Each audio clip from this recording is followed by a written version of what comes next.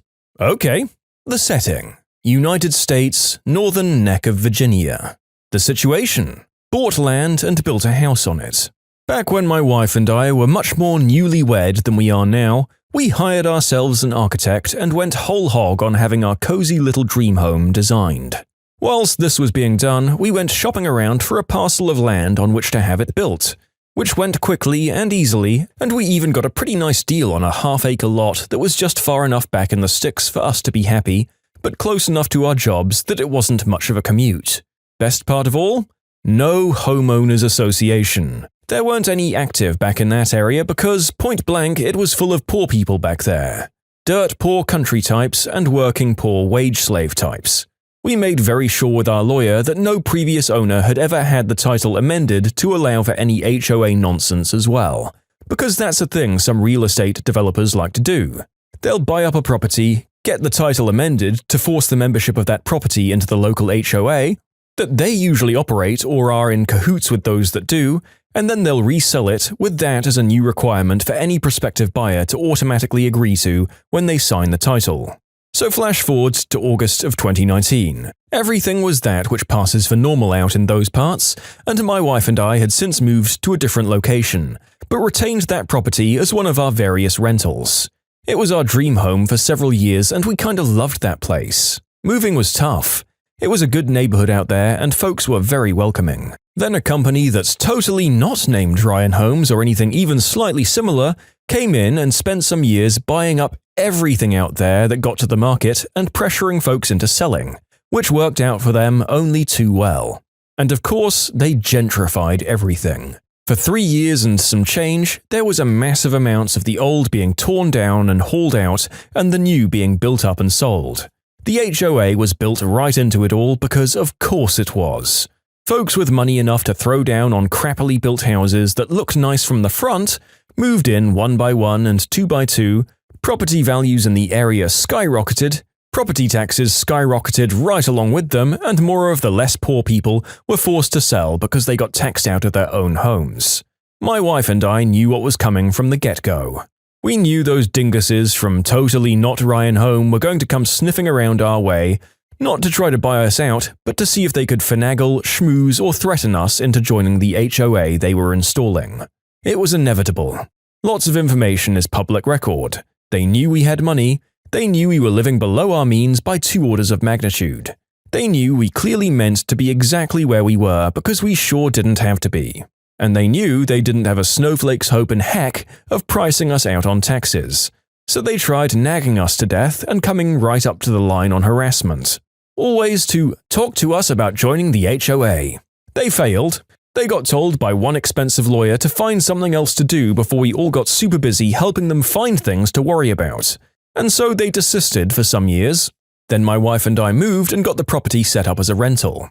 Absolutely not Ryan Homes starts bothering our tenants there, both trying to get them to pressure us into putting the property into the HOA, as well as getting our tenants riled up with the most outrageous lies about what could happen if we, the owners, don't protect our renters better. My wife and I were livid after hearing about this crap, so we got a hold of Definitely Not Ryan Homes to let them know that this was our formal request that they stop bothering our tenants, and that all further communications would be from our really expensive lawyer. They must have assumed we were bluffing, or maybe whoever was in charge of thinking that day didn't show up for work, because they just kept right on with their nonsense. It got so bad that they were even sending fake but convincing-looking envelopes with eviction notice that, upon being opened, said, "Could be what you find in your mailbox one day without our wondrous HOA," and containing information about the benefits of the HOA. We gathered it all up and got the tenants to talk to our lawyer and got the police involved to get the ball rolling on harassment investigation. Another formal request to cease and desist was sent to Never Ryan Homes by the very expensive lawyer, which they utterly ignored again. I think their guy that's supposed to come to work and think about things quit a long time ago. Maybe he never told anyone. Maybe nobody noticed. Whatever the situation on their end was, when my lawyer talked to their lawyer told my lawyer that their client was doing everything legally and that if we wanted to pursue the matter in court, that was what we'd have to do. So we did. I'm not sure what kind of lawyer magic my lawyer and his fellow legal demons worked on this front, but we were in court for one single hour when my lawyer and their 4 lawyers and the judge had a private talk after the preliminary hearing. Half-hour after that, and the lawyers from Maybe Ryan Homes came back into the courtroom looking like a quartet of cats that had been peed on. My lawyer takes a seat beside me and says, "They're going to settle." And I said, "I didn't think we were that far along into this yet. What happened?" And he said, "They built 51 homes in the county over 2 years. Every single one of them was inspected before close of sale by a real estate agent that never actually got around to getting her home inspector license. And that's how it was that Ryan Homes the whole time paid me 10 grand to not sue them while they got bent over by the county and the state and tag-teamed like the new boy with the pretty lips in a prison yard. In short, housing developer persecutes my wife and I, then our tenants after we leave and rent the property to them, to try and make us join their creepy HOA. They then take us to court to get anything done, at which point my lawyers let the judge know that everything the developer built in the area was unlawfully sold because the home inspector wasn't actually a home inspector, and all the legal documents she signed off on during every closing on every one of those units in the whole county were invalid. The developer gets throat-punched repeatedly by the county and state for probably millions of dollars in fines and fees and settlements with homeowners that were sold properties that were never lawfully inspected before being turned over. I got 10 grand in the settlement, which my wife and I gave to the tenants in that property because they deserved it and we really didn't need it anyway. We don't have Ryan Homes where I live, but yeah, nothing that's been written in this story surprises me from anything I've heard about people and companies associated with HOAs. Until someone shows me an example otherwise, I'm likely going to go into every story that has those ominous 3 letters stamped on it, just assuming that they are the jerk by default. But hey, maybe you'll all prove me wrong one day. The fake letter of eviction is more or less par for the course with these sorts of stories, and also a great indicator of just the levels they're willing to stoop to in order to scare and bully regular people into their nasty, messy local bully cliques. I've done some more reading in the comments of this particular story, and it seems like Ryan Homes, totally not Ryan Homes, has a repeat history of corralling poor, unwitting souls into HOAs, as well as just building terrible houses that develop major problems after 10 years or so, and just sit and reap all sorts of money off their prisoners until the cows come home, according to our commenters. So yes, probably not Ryan Homes are the jerk here. Don't join HOAs if you can avoid it. Well done, author, and the lawyers, I suppose. Bonus points to the author for just straight up giving a cash present to their tenants. Am I the jerk for making my wife think our son was missing? My wife has a horrible habit that I discovered 2 months ago. We were ordering lunch on the Subway app, and I told her to pick the location that has a drive-thru. That way, we don't have to go inside and take the baby out of the car just to clip him back in a few minutes later. She told me it's not a big deal to leave the baby in the car to run in and pick it up really fast. I had no idea she ever did this. I told her I wasn't comfortable with her leaving him in the car alone even for a minute, and she told me she's been doing it since he was born, and it's always been fine. She told me she does it to pick up food, run into the post office or pharmacy, among other things. I was floored. We don't live in a horrible area, but it's also not super safe either. I told her not to do this ever again. My former coworker was notorious for doing this. I don't want to bring my baby in, so I'll just run in quickly. Everyone told her it wasn't safe and she didn't listen. Until one time she was in a store, someone saw the baby in the car and called the police. The baby was taken from them and CPS were called and an investigation was opened. Once they determined that she had done this repeatedly, they determined the child wasn't fit to return. Her husband had to file for divorce and petition the court to get custody of his baby back. It was a huge mess that took a long time to settle. So anyway, my wife told me that she had never actually stopped to think about the potential dangers and that she had stopped doing it. Well, yesterday as I was driving home from my brother's house, I spotted her car at the gas station near our place. It was parked in a spot up front and not next to a pump, so I figured she stopped in to grab some snacks, which we like to do. I decided to stop and go in and say hi and get some food, and I pulled in and parked next to her. However, when I got there, I was furious to find our son in his car seat. The car wasn't even locked. I don't know what came over me, but in that moment I decided to take my son and put him into my car. He's got a seat in there too. I then drove to the other side of the gas station parking lot and waited for my wife to come out. It took 6 minutes for her to appear. When she saw that he was gone, she looked stunned for a second and then started to frantically look around and cry. I didn't let it go on long after I saw this. I saw her pull out her phone, presumably to call 911, and that's when I pulled my car around to her. I parked, got out, and walked around to my son's door and opened it to show him to her. She looked extremely relieved and then extremely angry, with her asking me why I took him and why I did that to her. I told her that she needed to learn her lesson and that she had promised to stop leaving him in the car and that she was extremely irresponsible. It was so easy for me to pull up and take him. No one else at the gas station even noticed. So if he really was taken, there would have been no help and it would have 100% been her fault. She proceeded to call me cruel and psychotic and tried taking our son out of my car into hers. I said no, and that I would be driving him home, and I left. She came home not much later, but ignored me for the rest of the day. Today, she acknowledged me by saying she wanted an apology, and I said absolutely not. And she's the one who should be saying sorry. She's been guilt-tripping me for the rest of the day since, saying no mother should experience the fear that I put her through. I'm updating this sometime later. I sat my wife down this morning and did apologize for the way I went about things, but said I wasn't sorry for caring about our son's safety, and in the moment it felt like she needed a huge wake-up call. She apologized for lying and continuing to do this unsafe practice. I asked her why she seemed so casual about what she was doing. Most parents I know, myself included, are on the paranoid side when it comes to their kids, and she's been doing this for so long without seeing an issue.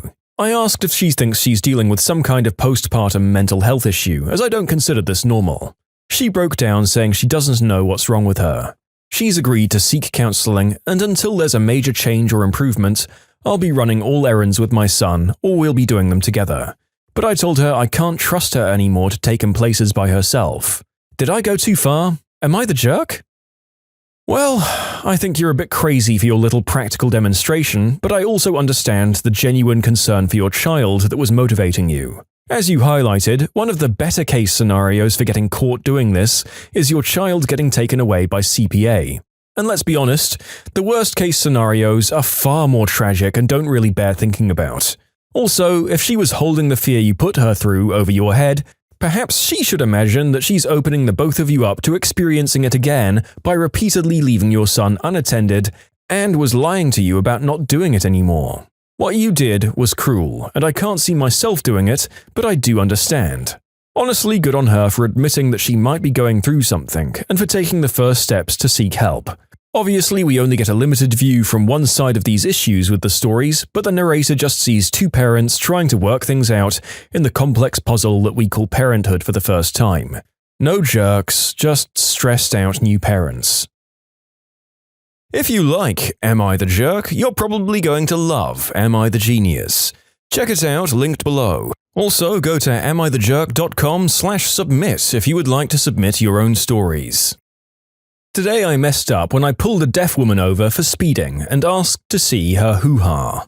Well, for starters, this was several years ago when I was a young police officer in a college town in the South. I'm retired now. To set this up, our department had been teaching us American Sign Language to help officers serve the public. I was all about learning sign language and picked some up pretty quickly. Or so I thought. Well, one night in summer, I was on traffic enforcement looking for drunk drivers, and at about 1 a.m. I stopped a car for speeding. As I approached the car, a young and very pretty co-ed was driving. I start talking to her, but she indicates that she's deaf. Now, I still had the ASL for police officers class from a week ago fresh in my mind, and I think to myself, great, I get to use a new talent in the field. I indicate that I can sign and she smiles. So far, so good.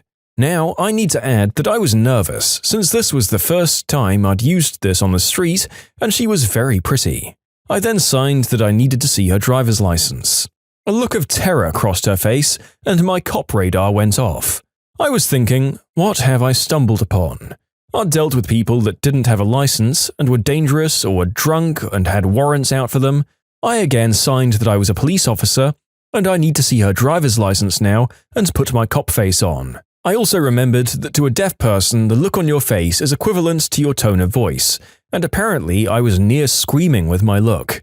Now, to add to this, it is 1 a.m., it's very dark on a side street, and I'm a 6'2", 230-pound man, and she was about 5'2" and maybe 100 pounds tops. This poor girl was freaked out. I finally realized I haven't stopped a serial killer and simply ask, well, why? To which she looks down at her crotch and shakes her head violently no. Well, my little pea brain begins to gather information and I realize that I'd been lazy in signing the sign for driver's license and instead had been signing, I'm a police officer, show me your vajayjay. I still cringe at that and I must have lit up the road with the 1.1 gigawatt red face and look of embarrassment and horror, which caught her off guard, because she had been on guard 100% at that point, and she realized that I wasn't a rogue police officer using my authority to take advantage of her on a dark street, but just a cop that sucked at ASL. Well, she started laughing at me, and it had to be the relief she felt, mixed with the humor of what I did. It took several minutes for her to compose herself, and I just stood there and took it, looking as sheepish as I ever have. I earned every second of her laughing. I just kept apologizing over and over. I'm glad I got those signs right at least. Needless to say, she did not get a ticket, but a story about this well-meaning but dumb police officer that severely messed up a traffic stop. In short, I pulled over a pretty deaf woman and asked an ASL to see her driver's license, but mistakenly signed for her private parts instead of said license. Hilarity ensues. Whoops! I think on the whole, you probably brightened this lady's day a little by giving her a great story. As someone who lives in a country where he speaks his second language on a day-to-day basis, I can tell you that the pitfalls in between any two methods of communication are treacherous indeed. The look of blank incomprehension or horror is something that can make you cringe for days or years to come when you say something stupid, but eventually it does become funny, as all tragic and dreadful things do with time. Plus, if my cases are any indication, it will provide your friends with loads of laughter, even if that hilarity eludes you. It's truly incredible that you mixed those words up due to lazy signing, and with any luck, you may be a little more cautious going forward. But also, what a great skill to learn to further your ability to help out the community more. Props to the police department or wherever the heck your little town is for offering that program. This happened some months after I got my driver's license. I, at the time a 19-year-old girl, was driving through an 8-lane roundabout when a car struck me. This is a horrible roundabout with lots of traffic, very fast, and there are no lines on the ground to see who crossed who. Anyway, I get out to see the damage and the guy driving the other car comes out screaming at me, cursing and yelling that I'm a stupid girl. It's my first accident and I'm scared and I almost want to cry from the shock of the accident. But my little cousin is in the car and I don't want to scare her. As I'm walking around trying to take pictures of the car, the guy keeps yelling at me that it's my fault. He threatens to call the police and have me arrested because I'm a danger. He says he'll tell them that he was going straight and I was turning. He keeps repeating it until I realize what he's saying. Driving straight? On a roundabout? Cue malicious compliance. I tell him not to worry with the police. He's completely right. He was just going straight and it was me who was going around. Let's sign an accident statement. He's completely on board with this, writes it and signs. He truly believed that he was in the right and had proof now.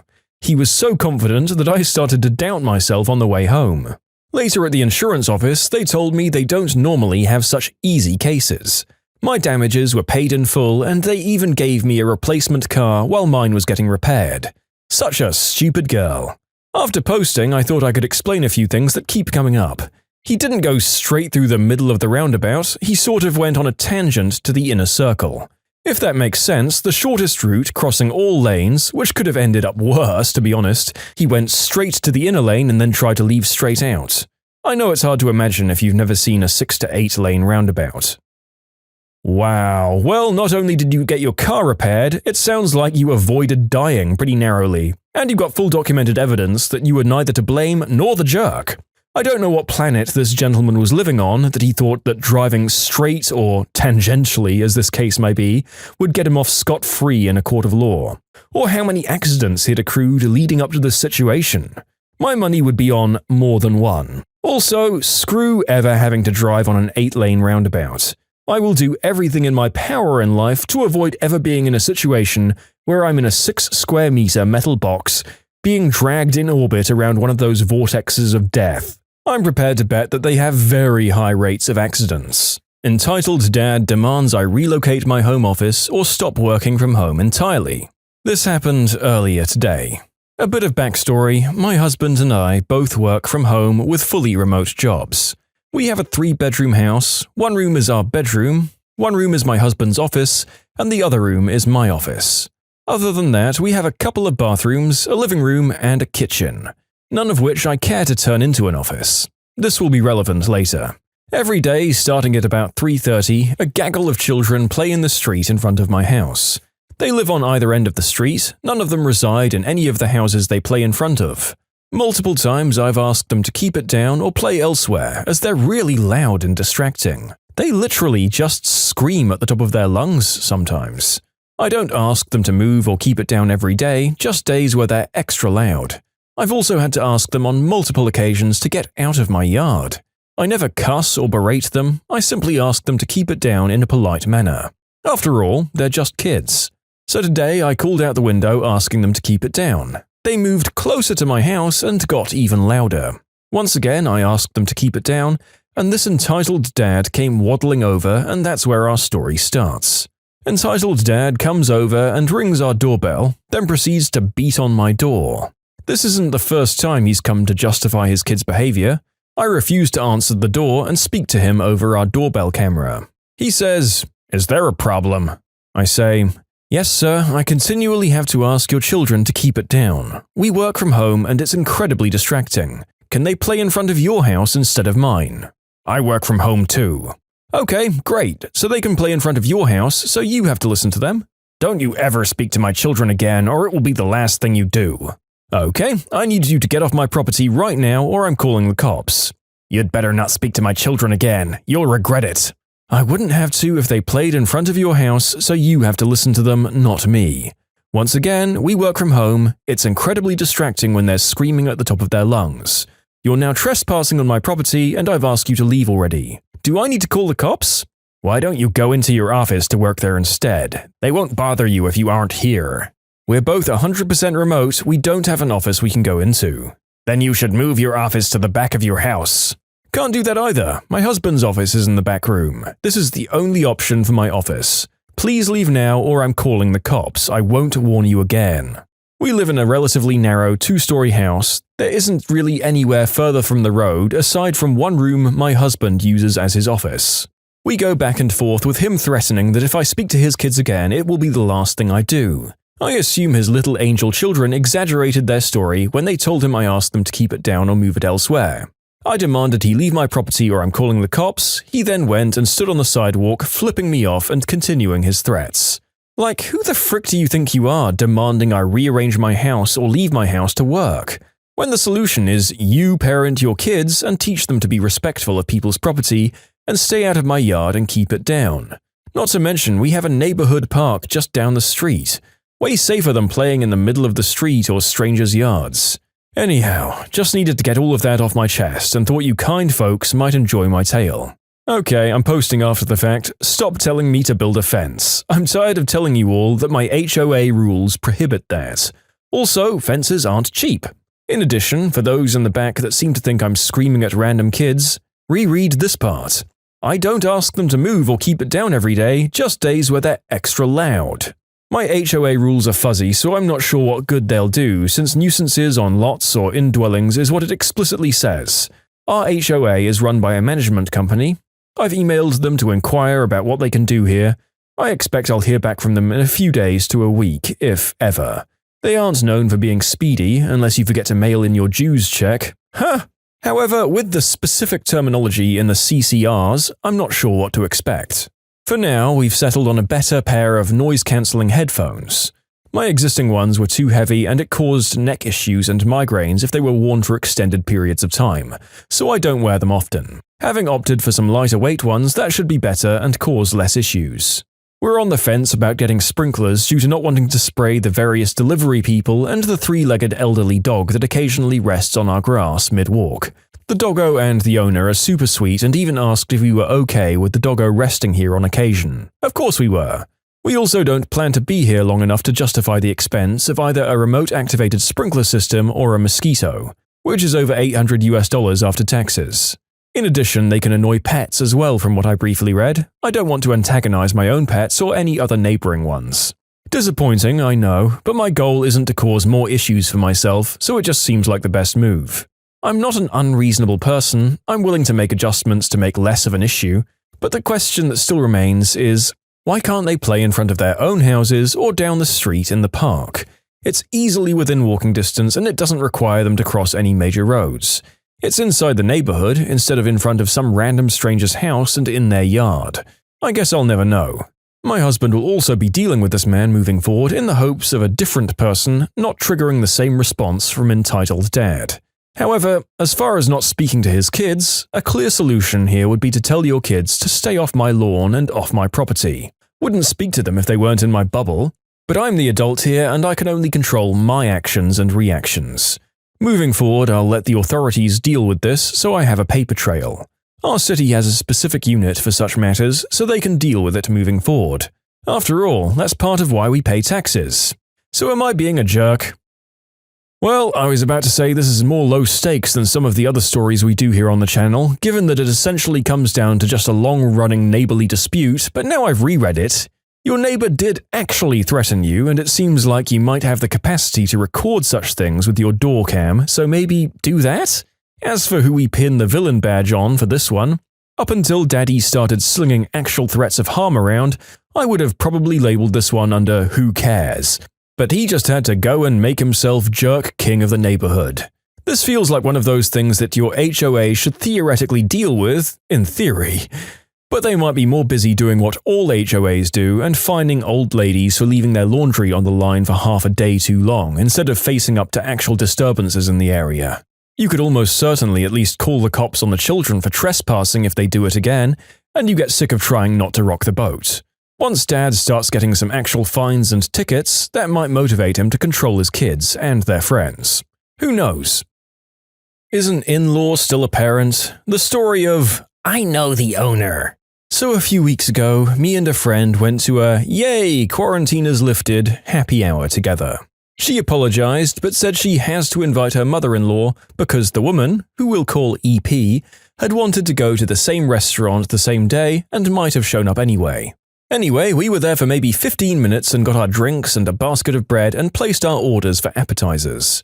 Seated indoors, there was nice AC. In comes EP. We see her, and my friend, let's call her Emily, waves at her. EP waves back, but is still at the hostess stand for a good 10 minutes? A long time when you're sitting there trying to wonder what she's doing. We have a table. The restaurant was, for sure, busy as heck and had a wait on tables. The poor hostess looked disgruntled. Finally, EP comes over and sits down. I asked for a patio table. I told her I know the owner. They always take care of me. We were just uncomfortable because we hadn't wanted one or to go outside at all. But she didn't ask us, she just went for it. I honestly knew this was going to get worse. We both tried to stop her. She's a bulldozer, and her age gave her some sort of confidence and authority, I guess because she said more than once, I know what I'm doing, just watch. 10 or 15 minutes later, she's twisting around and making a show of how she's looking for someone. She says, I always sit at the bar here. I never pay for my drinks. They always buy my drinks for me. I think that's the owner right there with his friends. She pointed to a group of people standing and laughing. His name is John, I think. The waiter comes over. EP complains that we still haven't been reset. Waiter says he'll check on it, and she says, "I know the owner. I want a table over by them now. Just pull some chairs." The waiter tried to explain they're only allowed to seat every other table and there weren't any free ones available. She looks indignant and says, "I'm going to go over there and ask him myself." Waiter leaves. She starts complaining to us about something or other. Emily had warned me that EP is a bit much. She waves again at a passing waiter that isn't even our guy. He comes over. "Is that the owner over there?" "Yes, that's him." "What's his name again?" It's Mark." So she jumps up and runs over there and pretends like she knows him with her, "Oh my God, Mark! I haven't seen you in forever. It's so good to see you." She didn't even know his name. We were forced by her to move to a table next to his group where he didn't once speak to her, but she kept twisting to make eyes at him. Even bought him a shot. He didn't accept it. The bill for the end of the night was $370. Both Emily and EP ordered food to go for their husbands. I had the waiter split my check off from theirs. EP insisted that she pay for the rest without Emily pitching in. Emily was uncomfortable, but got the tip instead. Sounds good, right? Like a generous ending. Nope. Emily told me a week later that EP emailed the restaurant and threw a fit, saying the bill was wrong and how dare they mischarge her, and it was so unprofessional, and how the three of us couldn't have racked up that much. We were there for 4 hours and they both ordered premium stuff from the non-happy hour menu. It was 100% accurate. She's a fairly typical middle-aged woman who hangs out at bars alone. I asked Emily about EP's marriage and money situation. She apparently has a very free reign of spending. He makes all the money, but she has the big credit line because of something or other. I don't remember the story fully. She's money entitled anyway. I've worked the bar at a lot of higher-end places and lounges and spent quite a bit of time working VIP areas of casinos. This is how entitled upper middle class always acts. I saw her house before I ever met her. It was unnecessarily nice. No family pictures anywhere though. Why didn't I say anything? When you don't know someone and you're meeting them for the first time, it's not the time to be a jerk. You sit back and observe and make conclusions about the person. If I went around strong-handing everyone because I made first impression assumptions, I'd be no better socially. And poor Emily has to play nice because it's her mother-in-law. She didn't want her there either, but apparently EP invited her to that same place earlier, and she made up some excuse she couldn't go. She was afraid EP would show up and see us, so she invited her to avoid the weirdness. I'm so embarrassed I never want to go anywhere with her again. I think it's more of a power trip for her than money saving. She likes to buy friends. I think she just wanted to feel in charge or some twisted thing I don't know. Obviously, she had no intention of actually paying in the end since she disputed it. So, am I wrong or is EP the worst kind of entitled jerk? As all former hospitality workers would be, I think the narrator would be completely mortified to be in any situation with service people with this truly awful and inconsiderate woman in tow. I've been to restaurants and uncomfortably sat while members of my table clicked their fingers at waiters and said rude things about the staff, and those were uncomfortable enough. But I don't think I could physically bear to be in the presence of this in-law from hell. That would be the narrator messaging a friend to make up an emergency call to get him the heck out of there, and leaving enough of a tip to alleviate my guilt. Good luck, poor friend who I just left at the table with their horrible in-law.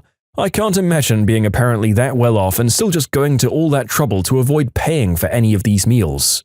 Or maybe that's where all their savings come from all the time, who can say? Perhaps they eat out several times a week and complain their way out of the bill half the time.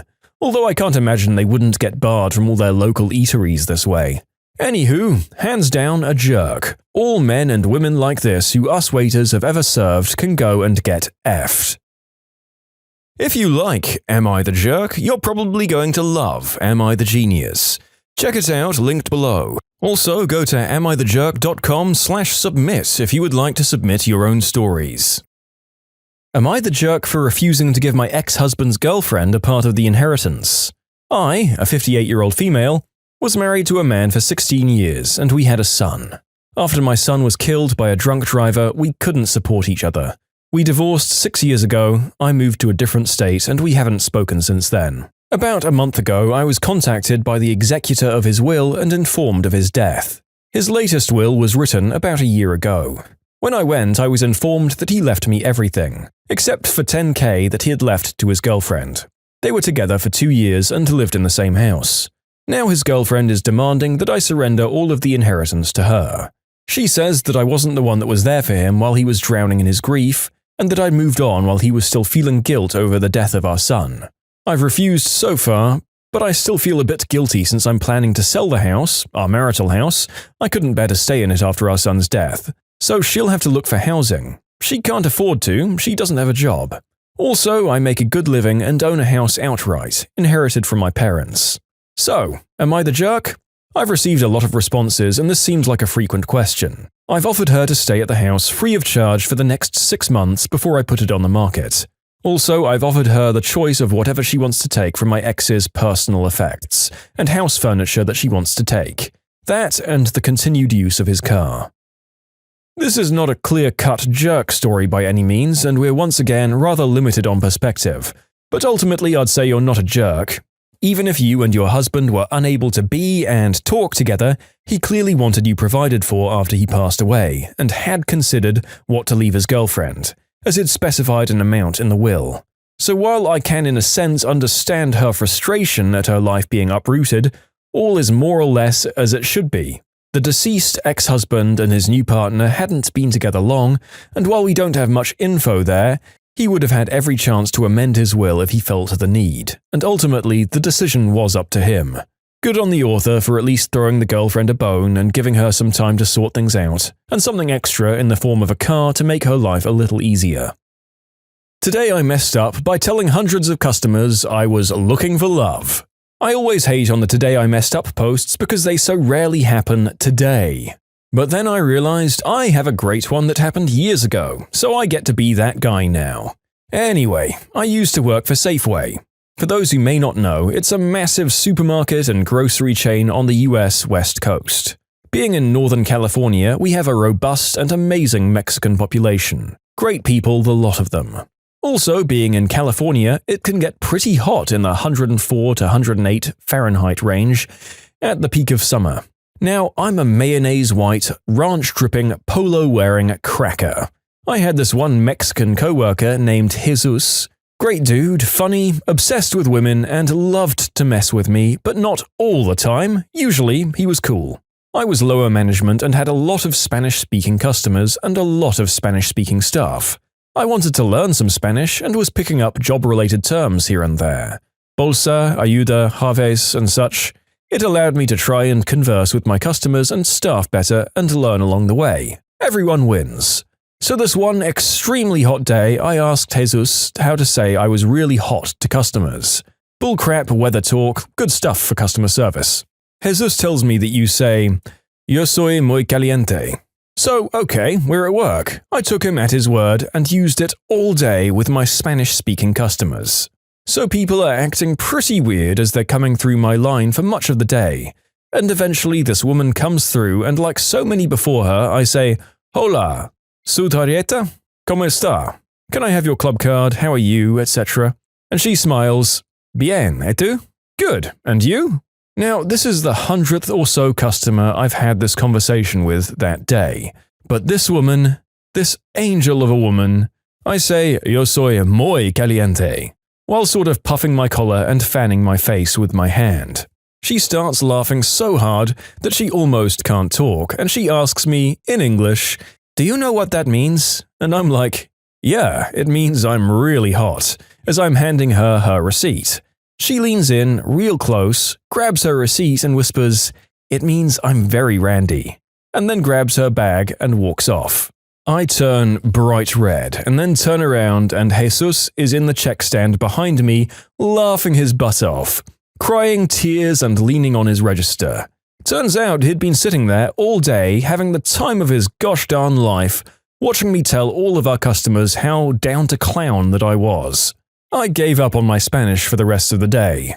In short, my coworker told me how to say I'm hot in Spanish, but what he actually told me meant I am very much turned on. So I spent the day telling customers I was thinking about doing the deed. Good lord, audience, you have no idea what a shortage of clear and well-known words for lascivious, libidinous, and desiring there are without alerting the censors to get our video kicked off the algorithm. Hopefully our meaning was clear here. Jesus, you did not behave like your namesake in this story. That said, you aren't a jerk. This is just absolutely hilarious. Bold move to try that on one of your very nice-sounding, well-meaning managers, though. If nothing else, it seems to have amused at least one customer who immediately worked out what was going on. There's also a lot of feedback in the comments. Apparently, if the author is as pasty white as he claims, Spanish-speaking Americans are pretty good at instantly realizing that us gringos are more likely to be failing linguistically than purposefully saying things that could get us arrested. And thank goodness for that. Oh, and the narrator has made a very similar mistake in his second language and told a woman that she had a really attractive dog instead of a very cute dog. Cringe. Steal or tamper with my son's medication? Alright, I'll bring down your entire pharmacy. This happened in 2012. At the time, I, a 38-year-old female, and my son, 11, were on Vyvanse, an ADHD medication. I'd been on this medication for maybe 2 years? Not sure.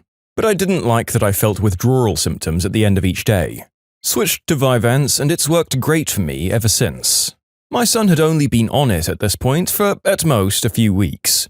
So I started to notice that on certain days it didn't feel like I'd taken my pill at all. I was on 60 milligrams a day and my son was on 20. Now, my son was adjusting and his behavior and focus actually seemed worse at times. Eventually, I stopped that medication because I realized it wasn't working for him, but that's not really relevant to this. I began thinking I was forgetting to take my pill. So I'd count the pills, and sometimes it might seem like I was one short. However, I couldn't be sure as I might have filled that RX a day before I was actually out. I asked my son how he felt taking his medication, and he felt conflicted for multiple reasons. So one day, after asking this, he said, "Today I don't feel like I'm even on the medication." So I inquired deeper and it seemed like we were both experiencing the same thing. This med is in capsule form, so I decided I was going to start opening capsules to see if they were filled to the same level. Some capsules were full, some were filled halfway, and some even lower. All these variations in both of our medications. So I was confused, but I think, okay, maybe there's a reason for this. I'm not naive at all, but I'm not jumping to conclusions. So I decide I should go to my pharmacy and ask. I get to the consultation window and the pharmacist is on the phone. I know he's the pharmacist because pharmacies have the picture of the pharmacist displayed. The pharmacy tech is next to him, presumably filling prescriptions. I don't know exactly because the first thing that grabs my attention is that the pharmacist, while on the phone, can't stop moving. Have you ever seen a tweaker? I have. Background: many years ago I had tried quite a few substances. I had a colorful life, if you will, so I'm no stranger to recognizing this sort of behavior. I was instantly filled with rage. Now I know my questions are about to be very different than I'd thought. I'm honestly glad he was on the phone for about 5 minutes so I could collect myself internally and think how I'd approach this situation. I'm certain at this moment he's the reason our meds vary in volume so wildly. He gets off the phone and greets me. I'm not confrontational and certainly I've never created a scene in public. I'm actually quite laid back. So I present both bottles of Vyvanse to him and explain how it felt wildly varied from day to day, to the point that some days it felt like I hadn't taken the medication at all. His response is that that's an issue to take up with the manufacturer. Now, I'm saying this calmly and quietly. I want to read his reactions. Now, I see the pharmacy tech side-eye me several times. I see her getting visibly nervous. His response further teased me off, so I said, still remaining calm but slightly louder, that I in fact opened the capsules to check on mine and my son's current bottles, and I firmly believe that someone here is tampering with our meds. I swear the color in his face drained instantly. He couldn't make eye contact. He's still moving, twitching, and tweaking hard. The pharmacy tech also went from nervous to, oh crap. I'm so livid that I'm seriously about to commit a felony. He says, with his head hanging low, no eye contact, that I'll have to call the manufacturer of this medication and he provides me the 800 number. I think I said something else, but I'm blind with rage at this point, so I go home. This is malicious compliance. Tell me to take it up with the manufacturer? Okay then, I will. So I've never in my life called a corporate office to complain about service or anything. Get the wrong order off Amazon? Guess I'm giving that away. Food order wrong? Well, that sucks, but I'm going to do nothing about it. Why? I'm terrible at adulting, and it's too much effort for small inconveniences. This, however, is my son's medication. Also mine, but I'm not as concerned about me. So I call this number, and I'm not hopeful at all, and I figure it's about 10 minutes of my time. Oh, how wrong I was, dear Reddit. This phone call lasted 45 minutes to an hour. First, I quickly realized this is a CYA line of questioning. So at first I feel like it's a waste of my time, and of course pharmaceutical companies don't care about people. I mean, this lady is interrogating me as though I've committed murder. She's asking me many repeat questions, but worded in different ways. I explain to her that I have no complaints about my medication itself. It's worked well for me. I tell her everything I've written here, but in much greater detail, and then she asks more questions in similar interrogation style, based specifically on my accusations against this pharmacist and tech. At some point during this, I swear I start to feel that they're taking this very seriously, even though they're still covering their own butts. I insisted throughout that I was certain that the pharmacist and at least that one tech were tampering with or stealing our meds. After the call, I'm internally filled with rage for days, and I obviously changed pharmacies. A couple of months later, when it was time for another refill, my new pharmacy and others in my area didn't have my meds available. Over the years, this particular med, there are times that pharmacies just don't have it on hand. Guess which pharmacy did have it on hand? So I say screw it and I hope for the best. By this time, I'd stopped this med for my son as it wasn't right for him. I go to pick up my stuff and there's a new pharmacist. In fact, the entire staff is unrecognizable. The nice man gets me my prescription and I say, "So, you got a new pharmacist, huh?" He says, "Yeah, actually, everyone had to be replaced because there were some issues." I was grinning from ear to ear. I almost told him I knew exactly why, but instead I just walked away feeling so satisfied. Obviously, I know they all lost their jobs, but I don't know what else happened. I'm sure I wasn't the only one who had their meds stolen like this, but I don't know if anyone else confronted them or called. Judging by their reactions when I confronted them, I'm certain I was the first. Does anyone know how pharmacies are investigated in a case like this? This happened in Indiana for you sleuths. I'd love to hear insight on this. So, this is how I helped an entire staff in a pharmacy get the sack. I feel like I should add a few things that I didn't want to touch on at first. My body is quite accustomed to ADHD meds, so when my meds were shorted, as in milligrams per day, for me it meant that it was just ineffective. For my 11-year-old son, who's always been skinny and lanky, there were profound and heartbreaking effects. Straight away, this was solved within a week after I abruptly took him off those meds. A combination of reasons. 1. Having his meds be a different dosage each day, possibly not the right meds regardless, but these meds have to be consistent, especially for a young child who'd recently started taking it. My son was a sweet, loving, and affectionate boy. While this was going on, he'd go from sobbing to angry to violent to feeling great and focused and doing better in school. I, of course, contacted his doctor, who reassured me before I knew our meds were tampered with.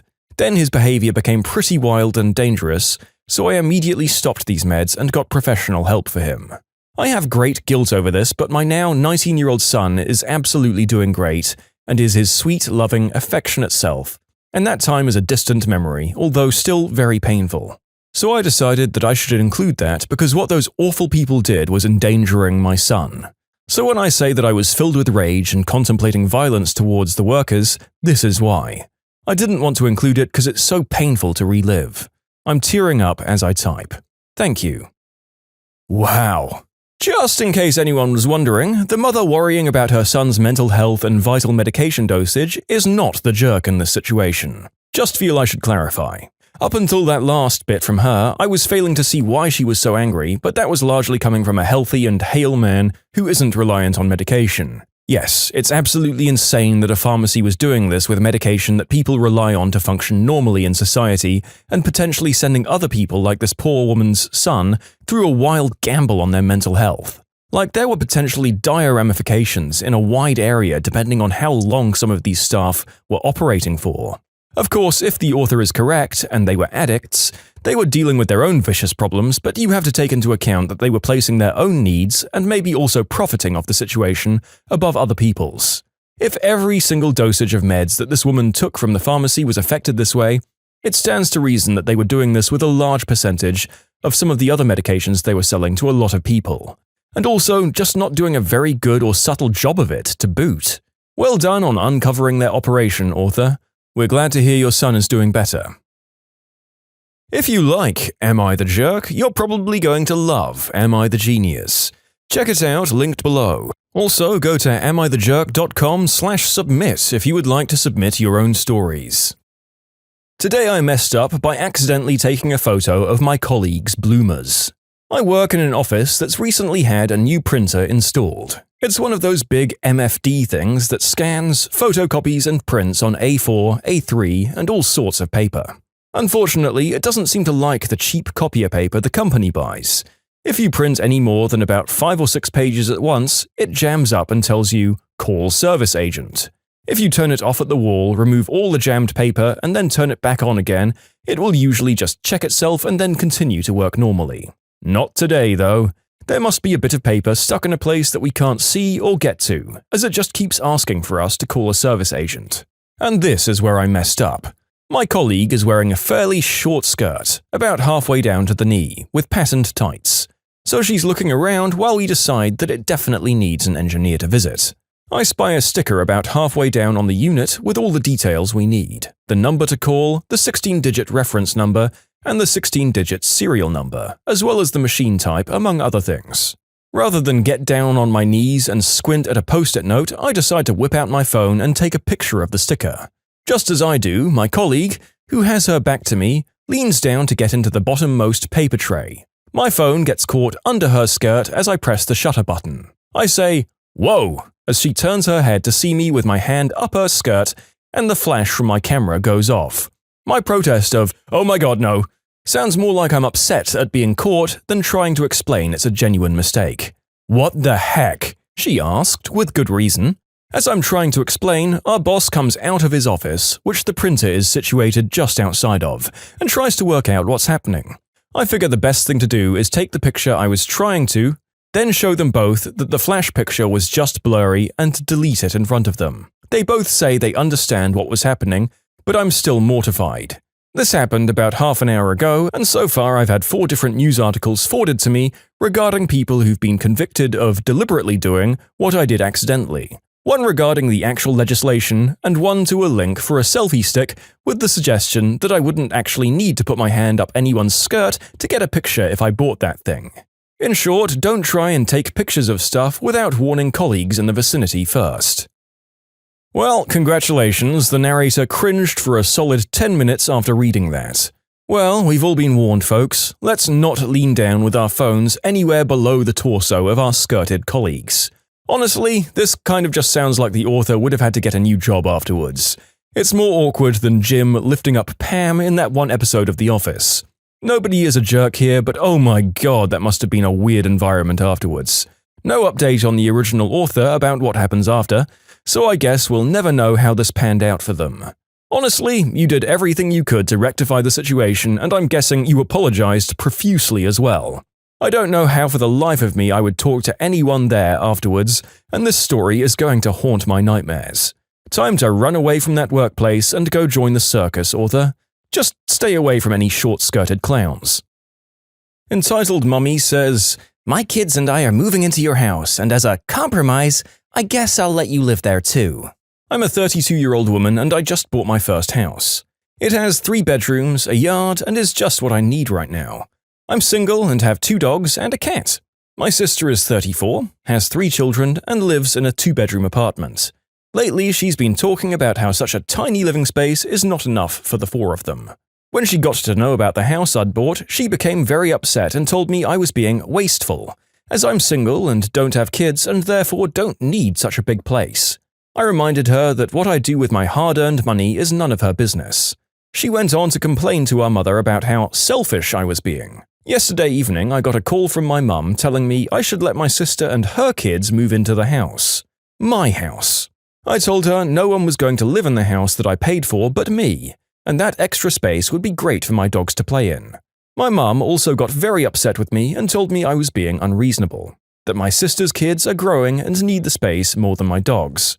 I offered to help out my sister financially so she could rent a bigger place. My mum got my sister on the phone, who shot down the idea, telling me I needed to let her and her kids live in my house. When I refused again, she very generously suggested a compromise. I could live in the house with her and her kids and would not have to find somewhere else to live. She said this as if she was doing me a favor. I told her she had lost her mind and hung up. However, my mum and sister kept pestering me, with my mum trying to guilt-trip me by telling me that my sister had been crying over not being able to live in a nice house like mine. I got fed up and decided to shame them. I made a post on Reddit about this, and of course, most of the commenters could hardly believe how entitled my mum and sister are. They got bashed pretty badly. After getting the verdict from Reddit, I decided to send my sister and mum a link to this post, letting them know that I'd made it. As expected, they freaked the F out. My mum texted and called many times telling me what a horrible daughter I was and how I've embarrassed her in front of so many people. I told her to calm down as these are all strangers on the internet who have no idea who she is. But asking my mum to listen to reason is like asking my cat to stop shoving things off of horizontal surfaces. So I told her I'd talk to her when she's willing to act like an adult. My sister has been crying about this to my mum and any other relatives who'll listen, and most of them won't. They'd been on my side from the start and had agreed that my sister's demands were ridiculous. They think this whole thing is hilarious. Yep, although it's very hard to say no to family in situations like this, you're definitely not in the wrong here. I don't know how the mum and sister were justifying the position of, "We'll just take the house that you purchased and live there rent-free. You go live somewhere else now." There doesn't seem to be any attempt to meet the author's needs. Also, taking the problem online highlights a running trend from some of the posts about dysfunctional families that we get here. It's that when the offending parties are shown the public forum's overwhelming disapproval of their actions, they never take home the lesson of, "Oh, most people think I'm wrong," and instead pivot directly to, "How dare you talk about this online?" Despite the anonymity of Reddit. At least it sounds like the rest of your family are on your side, and if things get really desperate, the law will be as well. Am I the jerk for telling my cousin he can't do an interpretive dance at my dad's funeral? First of all, yes, this might be the craziest title I've ever written. I'm glad it can be of some amusement, I can barely believe it myself. It feels like I've taken crazy pills when I say it out loud. I should have recorded my wife's face when I told her the story. I get that this might be a no-brainer to some people, but hear me out. My dad passed a couple of days ago. It was a long time coming and only made worse by COVID. I'm handling the funeral arrangements as I was named executor of his estate. I included my aunts and uncle in the planning process out of respect. While we were discussing, my aunt said my cousin, who is diagnosed with Asperger's syndrome, wants to perform an interpretive dance at the church in front of the casket to bid your father farewell. I said, no, absolutely not. For one thing, this is all happening in a church. The priest would have a stroke. Next, my cousin is not a good dancer. It's his hobby, and I'm happy he found something he loves, but I don't feel my dad's funeral is the right venue to showcase his moves to Candle in the Wind. My aunt is having a fit, and my cousin is also extremely upset and has accused me of not letting him say goodbye in his own way. I told him that he's more than welcome to have a dance at the grave whenever he wants, but the funeral isn't that time. Another cousin told me he was planning to record it for a YouTube video, which is a hard no from me. I don't think it's respectful at all, and I know my dad would have hated the thing turning into a spectacle. Am I the jerk? First of all, thank you for what is maybe the most glorious leading question of my time here on Am I the Jerk? You're not a jerk for wanting to send your father off in a way that he and his loved ones feel would be the most fitting.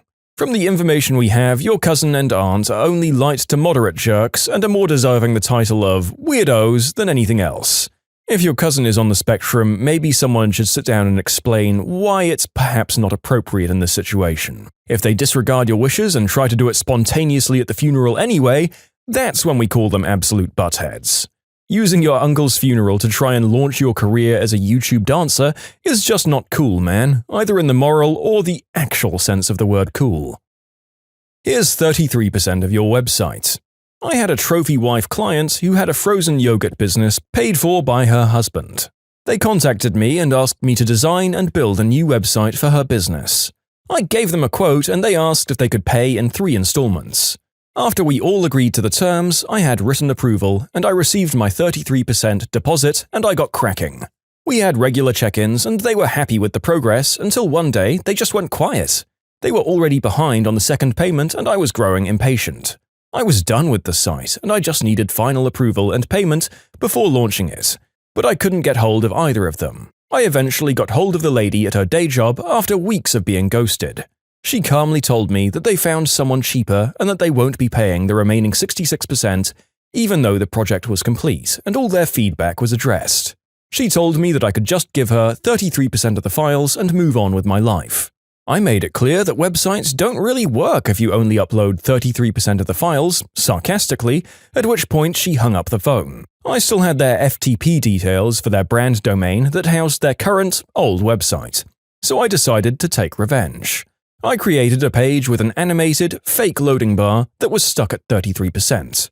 Underneath the loading bar was the message, "This company does not pay their suppliers. They decided to only pay a third of the price, so now they only have a third of a website." I went as far as to download the website files, split it up into roughly 3 portions, file size, and unload a zip folder containing a third of the files to the FTP folder. This way, I actually gave them the 33% they paid for, and I could show the file size to prove it. I also permanently deleted the old site's files from the folder so they couldn't restore from a backup. Not that they'd have any clue how to do that. They threatened to sue me, and I'm still waiting. Incredible. As a budding freelancer, I have no respect for clients who try to weasel their way out of deals like this. Write solid contracts, people, and then hold them up to their faces when they try and get you. Your clients are absolute jerks for quietly pulling this on you and waiting until the website was complete before telling you. If they needed to switch designers, fine, but don't wait until the job is done to do so. Nice revenge, clap clap all round. Let me go? Fine, you'll lose millions. This was around 10 years ago. I've always been very technically minded and was able to read blueprints, construct complex devices, weld, MIG, TIG, stick, certified in fact, among other things. I took a high-paying job with a company that made several things for railroads. The job entailed most of my skills I mentioned above. It was a very small department. In fact, there were only 2 to 3 of us, but we got along great and challenged each other, which led to higher production. Sadly, the one other guy in my department left for a better job, which left me by myself. My supervisor was great as well. Liked to joke around with me, left me alone to focus on my work, and had my back when I needed him. We actually assembled signal enclosures and mast and ladder houses for railroads. Fast forward to 3 years later, and the owners buy a much bigger location and move the whole company. As you might expect, several departments got shuffled. Yep, my department gets folded into a completely different department that has no clue what I do. At first, it was fine, but it starts to go pear-shaped pretty quickly. My new supervisor seemed good at first, but I quickly realize he's a snake in the grass. For example, I had to help the prototype department assemble a new, lighter type of mast and ladder house. So I'm printing out issues and suggesting fixes, among other things. The new supervisor is not happy. He keeps coming over, huffing and groaning under his breath, standing over my shoulder, and he finally interrupts and asks in an angry voice, "How much longer will this take?" I respond, "I have 4 more hours today and 8 hours every day after that." He looks puzzled, so I explain, "This is my department. This is where I work. These are my responsibilities. So if it takes 2 months, that's how long it takes." Almost as if to get the last word in, he says, "You work where and when I tell you," and storms off. Next day, I'm called into the office and they force me to sign a letter that states I now work in my new supervisor's department. Fine by me. I watch from a distance in my new department as all the stock, hardware, parts, and orders of my old department begin to rack up. Since I'm the only one that works in that department, or rather used to work in that department, nobody is doing a thing about it. After about 2 weeks, my old department is a disaster, with items being thrown wherever they'd fit, orders had begun to miss deadlines, and higher-ups wanted answers. Sure enough, I get called into the office where the new supervisor blames me for everything, but wouldn't let me get a word in. Of course, they let me go without any reason or paperwork. The look of relief on my new ex-supervisor's face when I walk out was priceless. He had no clue what was coming. I leave with my smile plastered to my face, because I knew something they didn't. I was the only one that knew how to build the mast and ladder structures. I relaxed at home for about 2 weeks because I knew I'd be getting a call from them. I ignore the first dozen calls, and then I answer. They wanted me for just 2 days to catch up on builds and training the new guys that they've hired. Sure, I said, for $20,000. Now, that might seem like a lot, but it wasn't. They made millions from these. So there was really only one option. Pay me $20K or lose millions. Long story short, they went back and forth with me, but finally conceded. I received $20K for 2 days' work and they were helpless. The cherry on top was my new ex-supervisor was fired for being a nitwit and costing the company $20K. I still left after that and didn't really want to be with the company after all of that went down. I just took the money and ran. Some further information, I didn't want to work for them again. It potentially would have been a situation. They used my knowledge and training of the new staff only to terminate me for some made-up reason. Which I understand. Nobody wants a disgruntled employee. Why $20K? I bounced around on numerous figures, but when it came time to say a number over the phone, $20K was the number that came out. No real thought. Could I have gotten more? Yeah, I think so. It's funny, after I hung up, I instantly regretted not asking for more, but the cat was out of the bag at that point. But it paid for my bills, spent some, got a little vacation, and it gave me time to be picky about my next job. Did I get another job? Yes.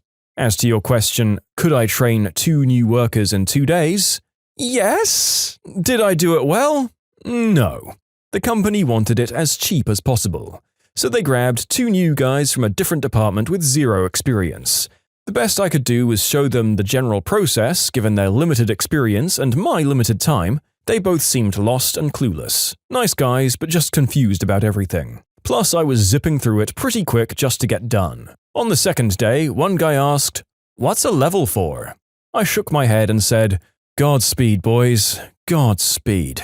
The company commonly flew me out to different states to verify all the specs were working out, or if a company needed something different.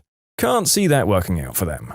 As far as getting all of the work up to date, in my department, the expected production was 2 per day. My personal record in one day was 18 before I stopped. My previous supervisor told me to stop, saying, "What are you going to do after you finish a month's worth of work in a day? You'll be sitting around with nothing to do or you'll be going home early." The first month I was there, I set up a series of jigs that allowed fast, repeatable results. That, coupled with years of doing it, meant I could build them in my sleep. Gosh, it must have been so satisfying walking out of there already pre-aware that they were going to be forced to come crawling back to you eventually. As to whether you could have asked for more, the narrator assumes that above a certain price point, there are probably other industry specialists that they could fly in, which would have taken longer to work out what was going on and then train the newbies in the job, but I think the author would have had to jack the price up several times to get there. $20K isn't ridiculous for a consultant, especially given that you lose at least a third of it to taxes as a self-employed person. Oh well, sounds like they came out of it feeling pretty damn good about it, and that's better than nothing. Yeah, so as it so often is, new company and incompetent managers are the jerks here, and our craftsman extraordinaire who can make 18 masts in a day was just getting his due after they made the blunder of sacking their essential staff member. With any luck, they went on to be hired by a company not entirely run by low IQ chimps with no grasp of what their company was supposed to be making. If you like Am I the Jerk, you're probably going to love Am I the Genius. Check it out, linked below. Also, go to amithejerk.com/submit if you would like to submit your own stories. Am I the jerk for pressing charges on a former friend for shaving my head in my sleep? For context, a relative of what used to be a close friend of mine, the friend who we'll call Gary for this story, contracted a terminal illness. I, a mid-20s male, was sympathetic and even contributed $100 to a donation pool for their treatment. But Gary came to me one day and took off his hat to reveal a freshly shaven head. He told me that everyone in his family were doing it to support his relative, so were a lot of our mutual friends. Then he asked me to get on that bandwagon. I told him I didn't want to shave my head because I like my hair. My hair is black, regularly combed and well-styled. He said I could just get a wig or something and had actually brought his shaver kit. He was unboxing it when I told him that wasn't happening. I don't even really know his relative that he's doing this for, so I'm not doing it, end of discussion. He left, angry. We didn't speak for a week. Then last Saturday, I got invited to a party at another close friend's house. There I found out that Gary had tried the same thing on several other friends, and only a couple of them actually did shave their heads. Gary wasn't at the party, so I had a blast hanging out, playing video games and listening to rock music. But I had way too much to drink and couldn't drive home, so they said I could just sleep upstairs. I passed out on a bed and it was a blissful sleep until I was awakened by another friend who told me Gary had showed up later and they caught him shaving my head while I was passed out. I saw what I looked like in a mirror and wanted to scream like I was in a horror movie. Gary even shaved off one of my eyebrows. Gary was still there and acting real proud of himself. "Now you're gonna have to shave off the rest, just like me. Ha!" I was furious and I called the cops. When they got there, Gary fully admitted to what he had done to me and even said he was justified. The police didn't seem to think so, as this was classified as a form of assault. They asked me if I wanted to press charges, and the first words out of my mouth were, "Hell yes!" Gary cussed me out while they took him away in cuffs. I tried getting my hair restyled into something presentable, but there was no saving it, and now I'm bald too. Now a bunch of Gary's family are telling me to drop the charges because Gary was off his meds and didn't mean to do it. I was like, what the frick? I never knew he was on meds, but I still refuse to drop the charges. It'll take months for me to regrow my hair back to the way it was, but all of the calls and messages from Gary's family are starting to get to me. Just about everyone else in our friend group has cut Gary out though, and they say that I'm doing the right thing by not dropping the charges. So now I'm divided. Am I the jerk for pressing charges on a former friend for shaving my head in my sleep? Okay, update. I want to make something clear here. So many people have said things like, "Dude, it's just hair." But would they all be saying that if I wasn't a man? What if I was some girl that had hair that took years to grow? Would they be saying the same thing then? Sure, hair grows back, but it takes time. If it was something that grew back fast, people would be less inclined to care. But it's not quick, it's months. And for someone who had long hair, years. That's a lot of time to waste growing. And I don't plan on pushing for Gary to go to prison or anything, but I don't plan on dropping the charges either. His family already bailed him out. And while I didn't know he was on meds, I knew he had quite the temper and even an entitled attitude at times. One example being a lunch where he wanted us all to combine the checks and split it evenly. He got the most expensive thing on the menu and I got a cheeseburger. When we all said no, Gary went off on us for not being good friends. He's always been a complete donkey when he doesn't get his way, and I've only known him for about 3 years. This incident was the last straw, not just for me, but for a lot of other mutual friends. As for the charges, I'd like him to get some therapy and community service. With the way Gary has acted around me in the past and what he's done to me, I actually wonder how long before he got more violent. I've seen and heard of him getting in fights for less. The police know every detail about Gary that I've given here, save for his family persecuting me day in and day out, which I intend to tell the police about ASAP. I've also gotten many comments from people saying, "You're the jerk, he has a terminal illness." If you actually read what I posted, Gary isn't the one with the illness. A relative of his I don't know does. And no, I don't know what particular strain of the virus he has. Gary didn't elaborate. He wanted me to shave my head for this person, and when I refused, he left in a tantrum. Then he shaved my head while I was passed out drunk at a party. Unfortunately, I've had to shave the other eyebrow to even out the regrowth. Nah, that guy straight up moderately disfigured you in your sleep against your will and sounds like a complete psychopath, to be honest. Gary is the jerk here, and while his family might have some circumstantial modifiers here, like having one potentially fatal illness in the family and one consistently unstable younger member who it sounds like gets into this sort of thing semi-regularly, they don't really have a leg to stand on. Gary's behavior and his complete failure to elaborate kind of hints that it's all just a big excuse to go ham with the Clippers for some kind of weird fun. And I'll say that I'd never even considered that you could call the cops for this sort of thing, but the more I think about it, the more it makes sense. I know a lot of people would be completely devastated by this sort of disfigurement, even though it's temporary. It would really affect how coworkers and customers might interact with you, as well as just your general confidence and attitude. Your livelihood could actually be affected. So after reading the title, the narrator was thinking, okay, you were the victim of a prank sort of thing like from Jackass, no big deal. But actually, what Gary did was really crappy and kind of unhinged, so he totally deserves what was coming to him. Entitled mum thinks she's more deserving than a children's hospital. First-time poster, long-time lurker. This happened last Wednesday and it's been on my mind ever since. I just don't understand how people can be so awful.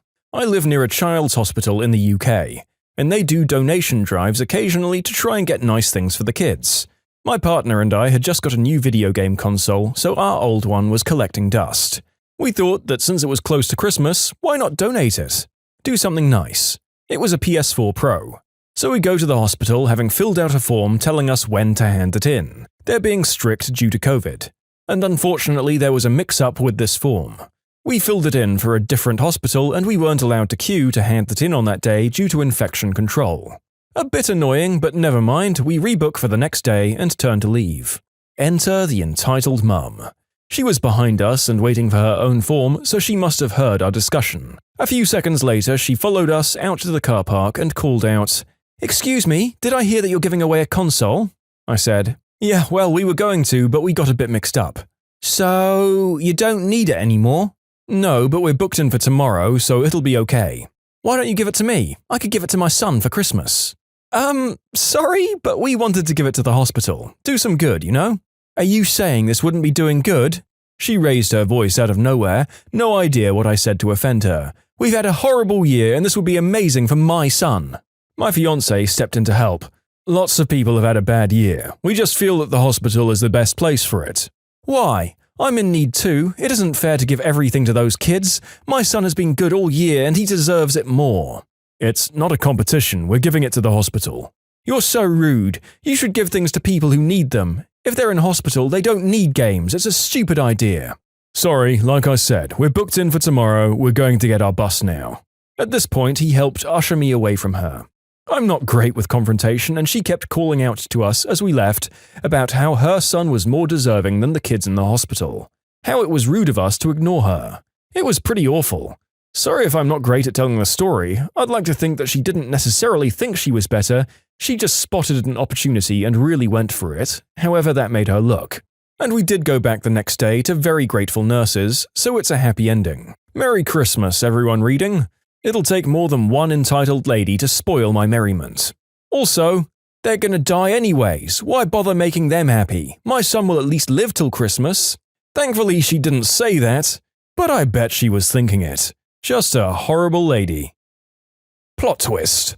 That lady goes there every day and tries to freeboot the bureaucratically rejected presents from everyone every Christmas and is saving hundreds on gifts every year.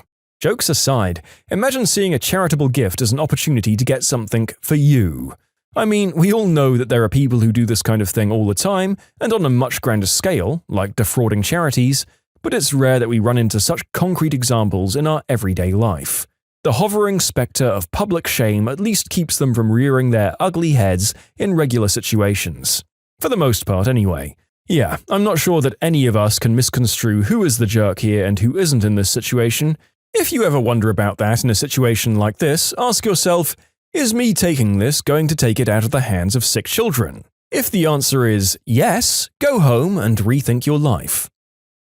Am I the jerk for not giving my sister $70,000 for the wedding? I, 32-year-old female, got married 4 years ago, and my husband, 35, and his family are many times over millionaires. My family is just middle class. Our wedding cost around $700,000, paid by him and his parents. Our parents gave me a flat fee of $10,000 for a dress, which they're giving to my sister too. So my 25-year-old sister and her 26-year-old fiancé are lower class. With a combined $280,000 of student loan debt, interest made it go crazy, and $18,000 of medical debt and $35,000 in credit card debt. Well, last night was my sister's birthday dinner and she announced she was engaged and wanted help paying for the wedding. She gave me a spreadsheet of how much she was going to need for her dream wedding. Anyways, her dream wedding is supposed to cost $100,000, and as her only sister, apparently I need to step up and help pay for the wedding since our sisters only gave her $10,000. She said she needs me to give her at least $70,000 since I'm rich now. When I told her I'm not giving her $70,000, she cried and said it wasn't fair, I get whatever I want. When she realized I wasn't going to budge, she broke down about how I'm just using motherhood to be greedy and lazy. I have twins, 2 years old. I eventually told her I wasn't going to be bullied into giving her $70,000. She's 15 weeks pregnant, hence why she's in a rush to be married right away. When I tried to leave, she just snapped that I was a bad mother since my mother-in-law stays over often. Anyway, she screams on and on about how my borderline personality disorder for the first few months after giving birth wasn't real and that I only had BDP to cover up the fact that I'm a terrible mother and even worse wife, since I wasn't well enough to do the deed with my husband for a few months. I told Mum and Mum told her. I feel bad since I know she's struggling, but I hate her for saying that kind of stuff in front of strangers. My brother, who's usually neutral, says I should forgive her since she's stressed out from crippling debt and has 2 kids and a third on the way. Her 8-year-old's dad doesn't pay child support, and her 4-year-old's dad pays almost nothing. Families don't help either. She claimed I'm jealous of her since she's younger than me, and that since I'm over 30, my husband is probably cheating on me with my housekeeper and nanny for all I know, since I'm, quote, never home. I have helpers twice a week, mostly just to go to the salon with friends and weekly date night. She's mad at our parents because they were more happy for me about my kids. They helped for the first 2 months. Our parents didn't want to keep her kids since she couldn't provide, so they refused to help with showers or anything else. She thinks I should have let her and her family move into my condo, since there's rooms we could technically turn into bedrooms for them.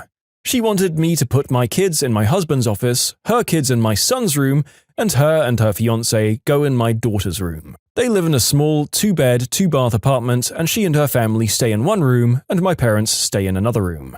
Reason is because world happened and they couldn't make the rent. My husband is completely done with her. He said I can forgive her, but he won't. Our parents want to forget. Who's the jerk here? So I'll get to that hanging question in a second. Allow the narrator to just say, I hate this situation, and it leaves a worse taste in my mouth than crazy hospital console lady. Who can spend this much on a wedding? Honestly, even the cheaper 100,000 option seems completely ridiculous to me. Am I just a cheapskate? I hate everything about the opening and how much people are dumping into this one event. I mean, these people are spending on a dress the lion's share of what I think a wedding should cost in the first place. Maybe I'm just delusional and the costs have gone up exponentially since the narrator worked in catering. Sorry, rant over. The sister who wanted the rest of the family to fork over $70,000 for her wedding is the jerk.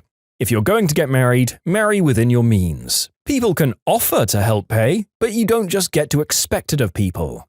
I'm also questioning how real some of the story is, but that's neither here nor there. The whole thing leaves a bad taste in my mouth. My aunt regifts some ugly pots to my parents on their wedding. So my dad devises a 10-year revenge plan. A little setup. My dad is one of 9 children to my grandparents. When the oldest sister, my auntie, let's call her Margaret, got married, one of the gifts she received was 4 very poorly made clay pots from one of her friends who wasn't super close to the family. These pots were all very different to each other and didn't match at all. I assume they came out of a first-timers pottery class or something. Anyway, fast forward 15 years and my parents are getting married. Margaret shows up at the wedding, as does everyone else. The ceremony and reception pass with no dramas and everyone goes home. The following week, my parents begin to sort through all their wedding gifts. They unwrap Margaret's to find a very old, worn-looking cardboard box with the old tape still underneath the new tape put on there by Margaret to hold the lid closed. Dad opens the box to see the 4 pots that had been given to Margaret 15 years prior. My parents knew this was a gift to Margaret originally because at the bottom of the box was a card of congratulations on your wedding, addressed to Margaret. She hadn't even bothered to take the pots out of the box when she was gifted them or checked the condition when rewrapping them. This thoroughly annoyed my dad. We think she gifted them genuinely. Even with her sense of humor, she was just a bit stingy sometimes. Then, my father's anger turned to determination as he started to develop a plan that would stretch almost a decade. With Christmas fast approaching, my dad rewrapped the pots in the same box with the same wedding card addressed to Margaret, essentially in the same condition he had received it in. He then wrote another card addressed to another of his siblings explaining his plan. He gave the present to the youngest of his siblings. The newer card explained that she was to hold on to the pots until the next Christmas, making sure to unwrap it and make sure everyone could see the pots in one way or another. The card then explained to leave the wedding card in the box and to not let anyone see it. My auntie would then hold on to the box, pots and card until next Christmas. She would then gift them and my dad's note to the next sibling above her in age, in this case my uncle. This cycle would repeat another 8 times until it reached the oldest sibling, Margaret. In my dad's letter, it instructed the last sibling before Margaret to not give her the letter written by him regarding the plan. 9 years after giving the gift away, my dad and all his siblings watched as she pulled out the pots that she had been seen being passed around from sister to sister for the last decade. She then noticed the note still in the box. She opened it and a Category 4.2 earthquake was registered as her jaw hit the floor. Now, most people would expect her to erupt in rage, but Australians have some of the best senses of humour on the planet. The family all had a good chuckle about it and moved on to Christmas lunch. The pots are now separated, one each going to my dad, Margaret, my grandparents, and the last being the trophy of the annual cricket game. It was sadly destroyed by a rogue ball in that same yearly tournament and is now only half a trophy. Hope you enjoyed. Okay, this is absolutely hilarious and turned from a pretty thoughtless and cheapskate gift into a great long-running joke the family could all laugh at. That's a win for the family, right? Margaret is marginally the jerk here. Also arguably your dad when he was initially being angry about the wedding gift. Honestly, who cares if people don't hit a certain value in those things in the narrator's mind? But I think, honestly, the end here turns the whole series of events into a great set of memories. The fact that the whole family utilizes these items and probably gets a chuckle every time they look at them is 100% a positive result here. Also, the fact that you have half of a shattered piece of amateur pottery being passed around for whoever wins the yearly cricket game is just so distinctly Australian for a reason that I can't put my finger on. Great story, great family. The fact that one of you is a bit of a cheapskate isn't going to tarnish that fact. Keep on keeping on, you legends. Entitled parent tries to coach own daughter on how to treat retail staff rudely. So, this is a story about my own mother. Yep, she's the entitled parent in the title. So I'm a young lady with a rather large chest. I'm an E in my country, and I think that's a double D in the USA. Because of that, if I'm leaving the house, bras are mandatory to avoid accidental crushing accidents whenever I spin around too fast. About 2 years ago, when I was 19, I bought the most comfortable bra that I'd ever bought before. It was soft and silky, had nice, I think, straps, 5 back clamps, etc. I only had that bra for about 3 months until the underwire broke free and started to stab me. It happened at university, and when I got home that afternoon, I told my mother about it. I like to think I take good care of my bras, as usually I only get rid of them because I outgrew them or the straps became too loose beyond adjustment, but not because they break. The bra was only $60 and only 3 months old, so maybe it was just defective. Bras should not really only last 3 months, so I was going to go to the store and ask for an exchange or refund. The only thing was, I didn't have a receipt. Like I said, I take good care of my bras, so I didn't think to keep the receipt. I was also not a part of their brand's customer rewards service, as I only brought products there once for a sale, so they couldn't look up a name or membership or profile with them. I told this to my mum and wondered what I should do. "Well, that's not okay," my mother started. "You know what to do, right? Let them know that it's illegal for them to sell faulty products. Do not leave the store until you have that refunded. If the cashier says they can't refund it without a receipt, then ask to speak to the manager. They'll sort you out." In case it wasn't obvious, my mother has never worked in retail herself, but I, at this point in time, had been for about 4 to 5 years. I know the annoyance of the phrase, "Can I speak to your manager?" and was not going to enforce that on an innocent civilian. "No, I'm not going to do that," I replied. "That would just be rude." "Well, I could do it for you then. I'll just say, my daughter bought a defective bra which is illegal to sell, and we demand a refund because according to the law—" "No, we're not going to do that either. It's not the cashier's fault that one bra happened to be defective, so I'm not going to treat them as if it is. I'll just go in, explain my situation, and ask what their policy is about refunds without a receipt." So you know what? Ladies and gentlemen, that's exactly what I did.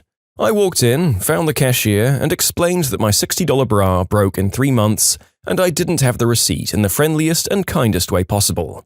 Because I know how much working retail sucks. The lady said that she did need some proof of purchase and asked me what day I bought it on. She was so kind and lovely as well.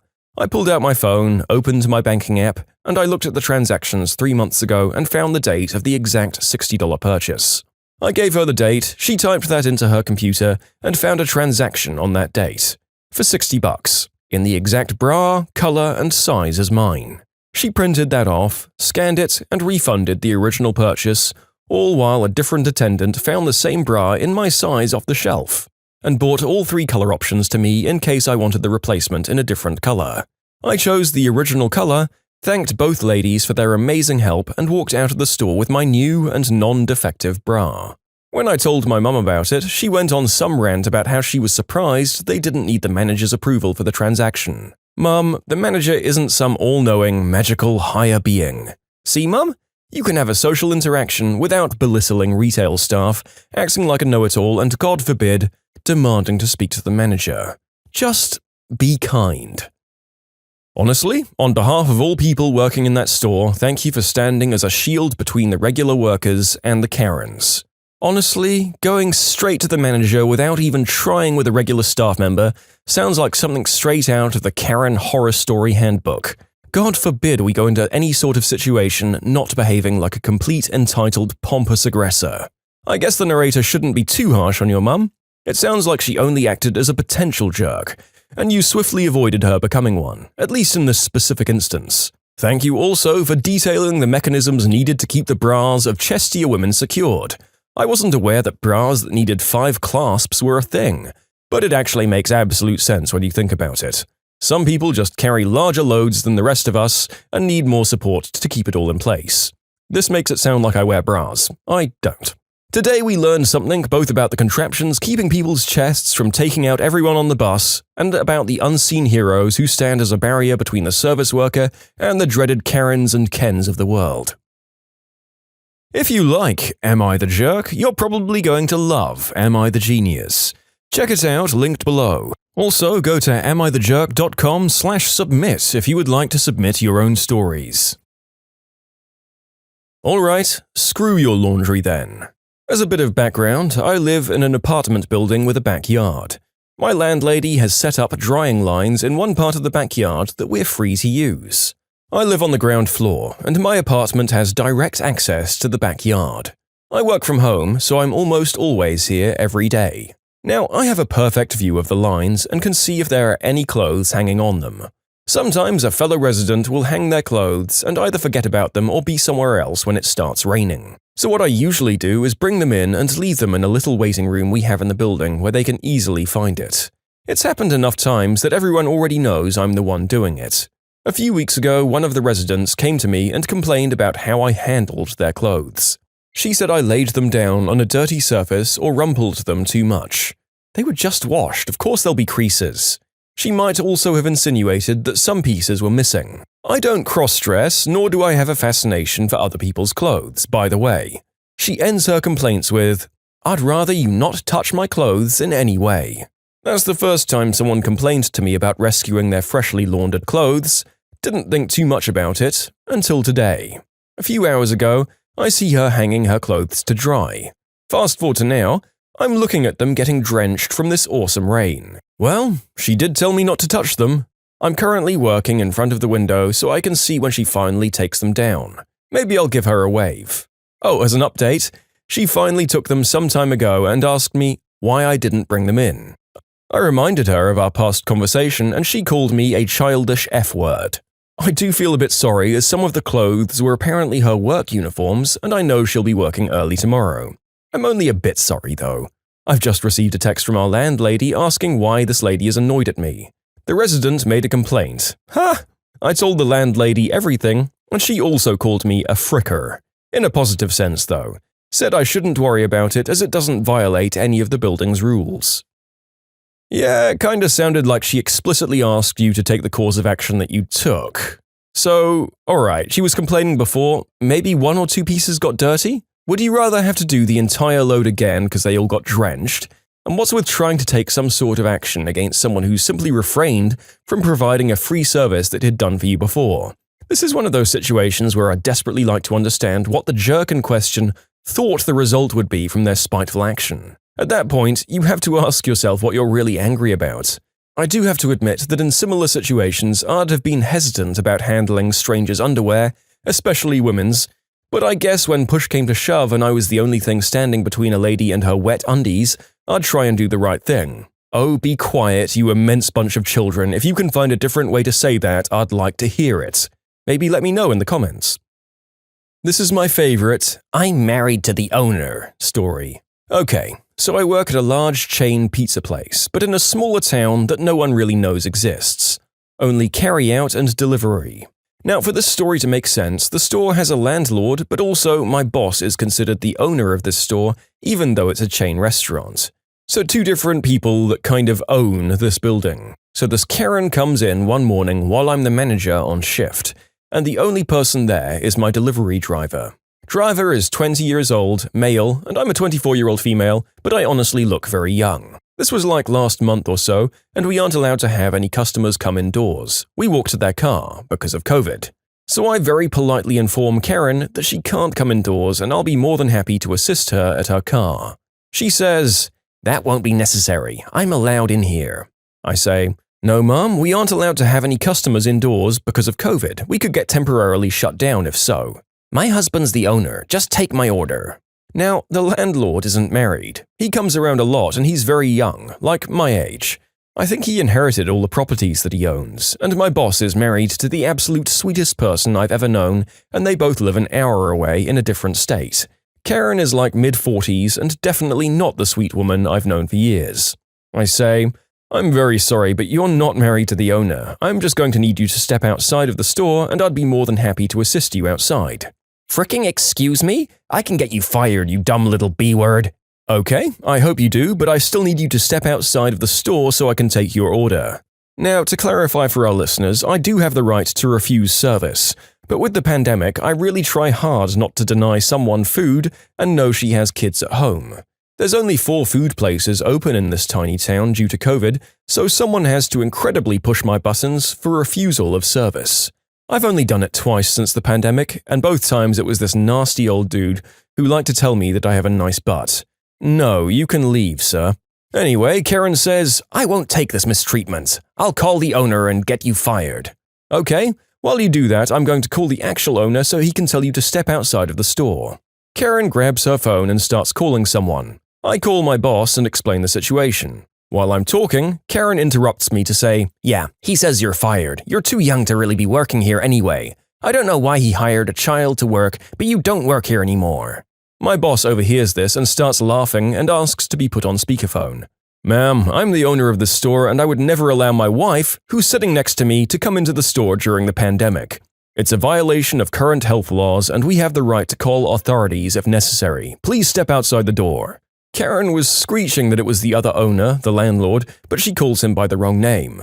My boss started laughing again because the landlord has no control over the actual store. He just owns the building and we pay him rent. The landlord is also currently working right outside on the roof. So at this point I say, "Oh, I didn't know the landlord got married. I'll go congratulate him. Come on, let's go." So I walk outside and Karen is following me, calling me a child, the B word repeatedly, among other things. So I shout out, "Hey, landlord's name, do you mind coming down for a second?" Karen looks absolutely mortified at this point. It was beautiful. She definitely effed up and she knew it. But no, I'm going to keep rolling with it. At this point, the landlord came down from the ladder, confused as all heck. "Hello, landlord. Your new wife here says you've just fired me and that she's allowed indoors. Now, I didn't know you got married. I'm so happy for you." He said, "Ma'am, I'm going to have to ask you to get the frick off my property. I have no authority to fire anyone, and you're already being a B-word." The landlord puts up with absolutely nothing and is really protective over me. Karen mumbles something I still can't understand and then says, "I can't freaking believe a teenager is doing this crap to me," and turns to go to her car. The landlord says, "She's actually older than me and has far more patience than I do. Don't ever come back into my freaking property." Now Karen just calls and asks for delivery, which I happily do. Landlord and I still laugh about it all the time. I sadly didn't get to do the whole, "Oh, you'd like to speak to the manager? That's me" thing, but I have plenty of those stories anyway. Okay, so not only are you not a jerk, you're also far more saintly and restrained about punishing this woman for her behavior than I would have been. Very considerate of you to consider her and her kids during the ongoing pandemic you were having at the time. Honestly, speaking in 2024, I would have smugly taken her off the list of people who can order. But then again, now she's been so definitively called out, maybe she'll behave better. That's a very satisfying conclusion to a classic Karen behaving like an absolute sack of crap and lying to get what she wants. Also, why can't people just order from outside during this world crisis and do their best to help out like everyone else? We've only really started calling people Karens in the last 10 years or so, right? Just in time for the major world pandemic where their selfishness and need to be treated differently from anyone else could come into play at the worst possible moment for everyone. Ah well, Good victory, pizza manager. The time I made my ex mad by making friends with the woman he cheated on me with. In my early 20s, I lived with my boyfriend at the time. I was gullible and believed every word that came out of his mouth. I believed him when he said he worked late hours and came back at 4 a.m. and made up excuses to keep me from meeting his friends and family and let him isolate me and hide me away. Well, one day his grandmother passed away from natural causes. This was pre-COVID, and he was devastated, so I asked if he wanted company or to be left alone to grieve. He, of course, wanted to go alone, so I let him. I got a call from someone who knew both me and my ex, informing me that he did in fact take his girlfriend to the funeral, but that person wasn't me.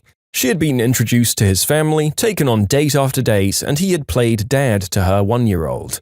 My heart sunk right to my feet that day, and so did hers once she found out about me. My friend got us in contact and we talked for hours. We laughed, cried, and in the end decided to dump that man and be friends. He absolutely hated it. We became extremely close after that. I took her to her 21st and drunk sat her after she got sick all over me. And we took each other on a date and even to a concert that her family had got tickets for. To this day, I have her in my phone as the wife, even though we're both married to wonderful men. Oh, and my ex? He ended up attacking me and is spending serious prison time for it. It's been a wild ride. Holy crap. Well done to you and this lady for actually not going the route of being enemies with each other when you were both wronged by the awful man you used to be involved with. I know at least one pair of friends who were bonded over an awful ex. It was a rough time, but they both found it very vindicating and bonding to meet the one other person who'd been treated as absolutely awfully by the scumbag they'd used to date. This is how we deal with people who cheat on us. You don't blame the outside party even if they knew about you. The partner who knowingly does this is the main catalyst of your aching soul. And they did what they did despite claiming to care about you. Karen husband commands flight attendant give him his original seats. So, she maliciously complies. He gets exactly what he asked for. This happened when I, a 20-year-old woman at the time, was a junior in college. Here's some context. I'd taken a long weekend trip to Florida with a friend of mine to visit her brother and go to the Universal Studios Friday night Halloween event, which was awesome, by the way. We had an amazing trip, and we were on the plane about to head home. This was only my second ever time with air travel. We didn't have much when I was growing up, so vacations were not a regular thing, and the ones we took were low-key. So there I was, just excited to be flying on my coach seat, waiting to take off. And we kept waiting. It became clear that there was a problem with the plane when the flight attendants started calling various passengers to exit to be placed on different flights so they'd make their necessary connections. Eventually, around 40 minutes later, it was just my friend and I plus around 6 other people. And then it was our turn to leave the plane. We were sort of near the end of the group, tromping back into the waiting area. One couple, probably in their mid-50s, had stormed up ahead of us, and by the time my friend and I emerged from the gate entrance, the rude husband was already berating the pair of attendants, who, to their credit, remained poised and calm. They tried to reassure him, but he was talking over them. "This is unacceptable. You'd better get me the same seats we had on that flight." He'd had the first row in coach, the one with no seats in front of it and therefore with extra legroom. Side question, why do I feel like all the stories I hear with these kinds of circumstances include people who are like, "I brought this seat and I'm keeping it"? Anyway, by then the rest of us had gathered around and the attendants began addressing the whole group, offering reassurances, filling us in that there was a critical problem with the plane, which made me very glad for the change despite the inconvenience.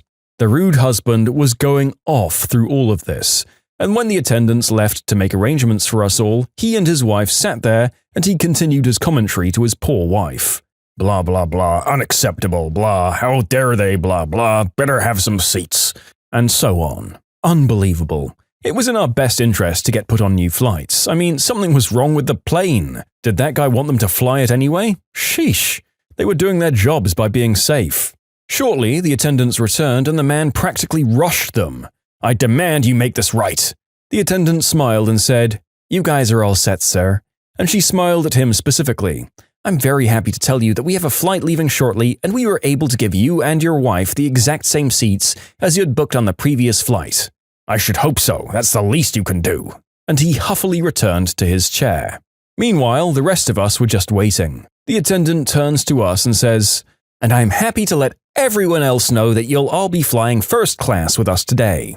Rude husband was furious and immediately jumped up to demand they fly first class as well, while the rest of us just sat there in a state of stunned glee. The attendant just informed the man that she'd given him his request and didn't stick around for more abuse. The wait wasn't long, and soon my friend and I were boarded onto the unicorn, fabled place that is first class. As a poor air travel newbie, it was like some kind of fantasy land. Huge seats, really hot washcloths, and though we were underage and couldn't partake of the free cocktail, we did get to choose from a basket of distinctive Pepperidge Farm cookies. And the food!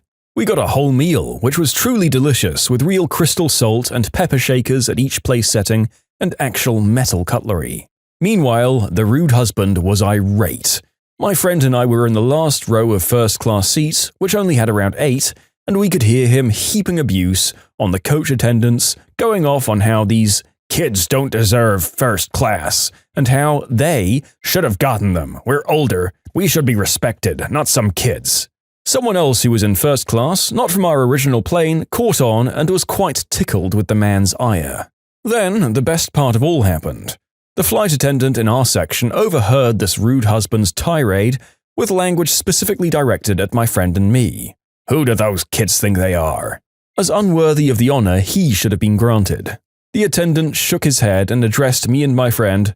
"I'm sorry about that, let me take care of this for you," and he closed the curtain to the coach cabin. Rude husband realized what was happening, which makes it even better. I got one last look at his red, irate face before he was gone forever. It was glorious. I guess I should be grateful to him. He literally went on attack immediately and probably scored the rest of us our first-class tickets. His wife was quiet the whole time. I can't even imagine the stories she could tell us all. Moral of the story: flight attendants have the power to make people's day or literally break them. Don't be rude to them.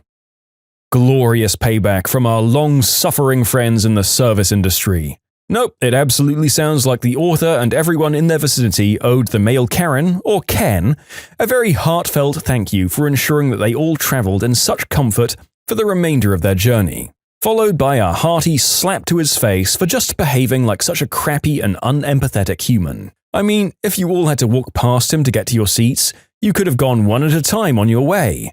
Don't bite the hand that feeds you, Ken.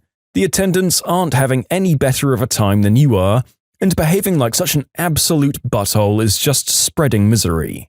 I've been delayed on flights many times, and standard procedure is to accept that the situation sucks, knuckle down, be nice, and not get angry unless someone who could help is actively standing in the way of you. It's harder for some people than others, admittedly. Bonus points to the attendants for weathering the rest of the storm that they had to endure for so demonstrably passive-aggressively punishing the man. But also such massive, massive praise for rewarding good behavior. It doesn't happen often. You can't use the company TV for your Switch? Sounds good to me. I thought I'd share what felt like a solid victory today. I work for a pretty well-known home improvement store, and we have a break room in the back with a TV for us to watch programs and sitcoms on our break. On this particular day, no one was using the TV. It was turned off and everyone was on their phones. So I figured that there was no harm in plugging in my Switch and sharing the fun of letting people have a go at it. While I'm watching people play, my supervisor walks in and sees the setup. She informs me that this is the company's TV, so you can't use it for personal entertainment. Big bummer since people were having fun, but I can't lose my job, so I pack up my Switch.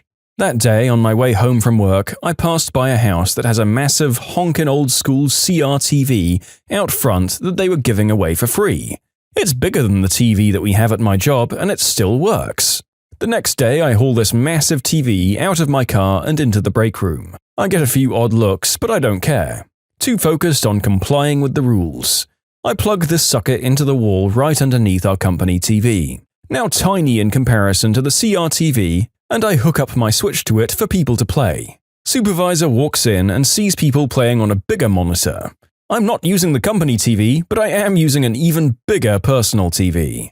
People are playing the Switch and having a good time. She tries to say something about how I'm blocking the view or causing disruption in the break room, but the other TV is turned off anyway and people are watching intensely as two coworkers are racing around in Mario Kart. so I really don't think it was that big of a deal. Not really sure if I'm going to get a strike for this or not, but it'll be worth it if I do, and I think I might be able to argue that I followed the rules to the letter. Part of me expects that this TV will mysteriously disappear and that security will have no footage of who might have taken it, which will be funny since it's so big, but it's the thought that counts. No fun in the workplace is the narrator's translation of what the supervisor was essentially saying. And yeah, there's a chance that employees could start staying on their breaks for too long and clogging up the break room, but honestly, until that happens, let it play out. Then you seem more reasonable when you actually stop people from using the switch in the break room. And even if it's still kind of rough, at least you'll have something. I don't think the supervisor is the worst person, given on what we have to go off, and they did have a workplace to run, but yeah, their excuse was weak. They were presumably fine with people watching shows and news on their off time, so there's honestly no difference. If anything, playing a game together is much more of a bonding activity, if only mildly, but it's probably marginally better for team spirit than watching the news or whatever you have. There's no solidly beyond the pale jerk behavior like with Ken in our previous story, but that supervisor should really be asking themselves why they hate their employees having fun so much. If you like Am I the Jerk, you're probably going to love Am I the Genius. Check it out, linked below. Also, go to amithejerk.com/submit if you would like to submit your own stories. Am I the jerk for laughing when a so-called friend told me I had it easier because my husband had died and her soon-to-be ex was dating other people? I'm a widowed mother. Little one and I recently moved to another state for a multitude of reasons. Mostly to stay close to my in-laws, who moved to warmer temperatures for health reasons. I have a mum friend. She's a neighbor. We've been doing playdates as our daughters are around the same age. We get along great for the most part. She's going through a divorce. She's the one who initiated it. All she does is complain about her husband, about how she hates being alone, among other things. I listen, I'm supportive as I can be. There are a lot of mixed messages coming from her. It's a bit delusional, which I did point out. She didn't or doesn't get it. She keeps going on about how it's so hard for her. Ugh. She also told me the only reason they're getting divorced is because she didn't want to be married anymore. She says he's a nice guy and a good father. She just wanted to be single. It's a bit rich when the person who initiates the divorce complains about being alone or the other party moving on. She probably expected him to stay stuck on her. She said to me the other night that I had no idea how hard she has it. She's alone. It's better for me because my husband flat out died. He's not out there dating other women. I'll never understand how alone she feels. And I just laughed. I couldn't help it, and I couldn't stop. I managed to mention that she initiated the divorce. She wanted to be single, but I couldn't stop laughing. So now she's mad at me. She still lets her daughter come over and play, but she doesn't stay. And I'm okay with that. Because it was funny. I just didn't know what to do except laugh because it was so out there. I ugly cried later on when I was alone though. I cry when I'm mad. But am I the jerk? Am I minimizing her feelings? I don't talk about my dead husband. I didn't compare my situation and hers. She did. Oh, I have an update. First of all, thank you all for all of your comments and messages about my story. I appreciate them all. Even the message that alluded to how I may somehow laugh at my kid someday and make her feel like crap because I don't react to insanity like this person thinks a normal person should. Whatever. So the good outcome of this is that my now ex-friend complained to a bunch of our neighbors about me and I've made quite a few new friends for both myself and the little one. The new ones don't seem unhinged. Time will tell. They enlightened me to the fact that she's pretty much alienated all of her close neighbors for the same kind of reasons. She's someone who always has a worse problem than whatever problem you have. Is that a narcissist? One of them told me they'd replied to her complaints by telling her she was a stupid butthole. She did make a half-hearted attempt to apologize to me, but it was more of a, I'm sorry you took it like that. Like there was another meaning to it. I did tell her that I'm not mad at her, but Lord, does she have a skewed way of looking at things, and I wish her well, but I don't have the energy to deal with a person like that. I'm too busy dealing with a toddler who wants to be Alice Cooper when she grows up. We've been watching The Muppets on Disney+. So far, him and Elton John have been her favorite episodes. This is nothing as dramatic as my brother's wedding planning. Sorry. Yep, that neighbor was the author of her own loneliness and misfortune and seems pretty narcissistic to boot. Her attitude to initiating a divorce and then being so damn devastated when your former partner goes on to lead a successful dating life is a bit of a hint there. A lot of it feels like it stems from pathological and ingrained issues rather than from any actual will to be evil, so I do feel for her a little. It can't be easy alienating yourself from an entire neighborhood and not knowing why. Therapy, people. If this is happening to you, get it. You might find out you're the problem. I'm going to say the author doesn't bear any jerkdom for her outburst of laughter. I too scream laugh when I'm in shock, and hearing a comment like that is truly shocking. I don't know how I'd react if I was told that I'd been fortunate in the death of a loved one, one of the most traumatizing events that can happen in a regular person's life. But hey, at least you made some new friends in the neighbors. So silver lining there. I do wonder if the author's kids kept up their playdates with this ladies. Hopefully they work something out and maybe they can even initiate some conversations to ground this lady a bit more. Who knows, miracles can happen sometimes. Am I the jerk for moving out when my stepsister ruined my Father's Day gift for my dad? I'm a 16-year-old girl and I live with my mum, stepdad and stepsister who's 18, and my stepbrother who's 20. I lost my dad to terminal illness when I was 13 years old. We were very close and his death was a major loss in my life. I wasn't able to keep much of his belongings because of my stepdad's insecurities and his lack of sympathy and respect for me and my dad. Also, my mum moved on relatively quickly. My stepsister and I share a room together. My stepbrother has the bigger room because he's a, quote, man, and as a result, me and my stepsister are always in conflict. She wants me out during the day as she uses the room as her art studio. She recently accused me of stealing her tools and convinced her dad to get a lock, so now I'm being forcefully locked out and can't get in until after a huge argument and getting my mum involved. My stepsister had an argument with her brother and ruined his gaming console while he was out. He came into the room quietly in the evening. He stood by the door and asked me to bring him my sister's acrylic paint set. I asked if he got permission and he said yes, so I gave it to him and went back to study. At dinner, my stepsister came downstairs yelling that her brother had access to her room and ruined her paint set. There was a lot of yelling and arguing. Stepsister asked how my stepbrother walked into the room when it was supposed to be locked.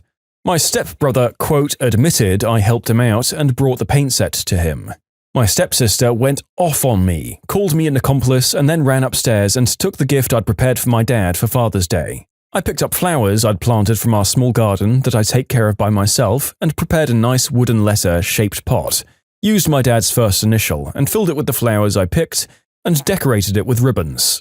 It wasn't that good, but it was like a floral letter. I planned to visit his grave and put the gift there. My stepsister bashed it to pieces. It was completely ruined. I yelled at her and kept crying. Mum and stepdad gave her harsh punishments and thought it was fixable, but it was so done. I called my uncle who came and berated my mum and stepdad. Stepdad offered to fix it and punish my stepdaughter harder, but I packed my things to go with my uncle.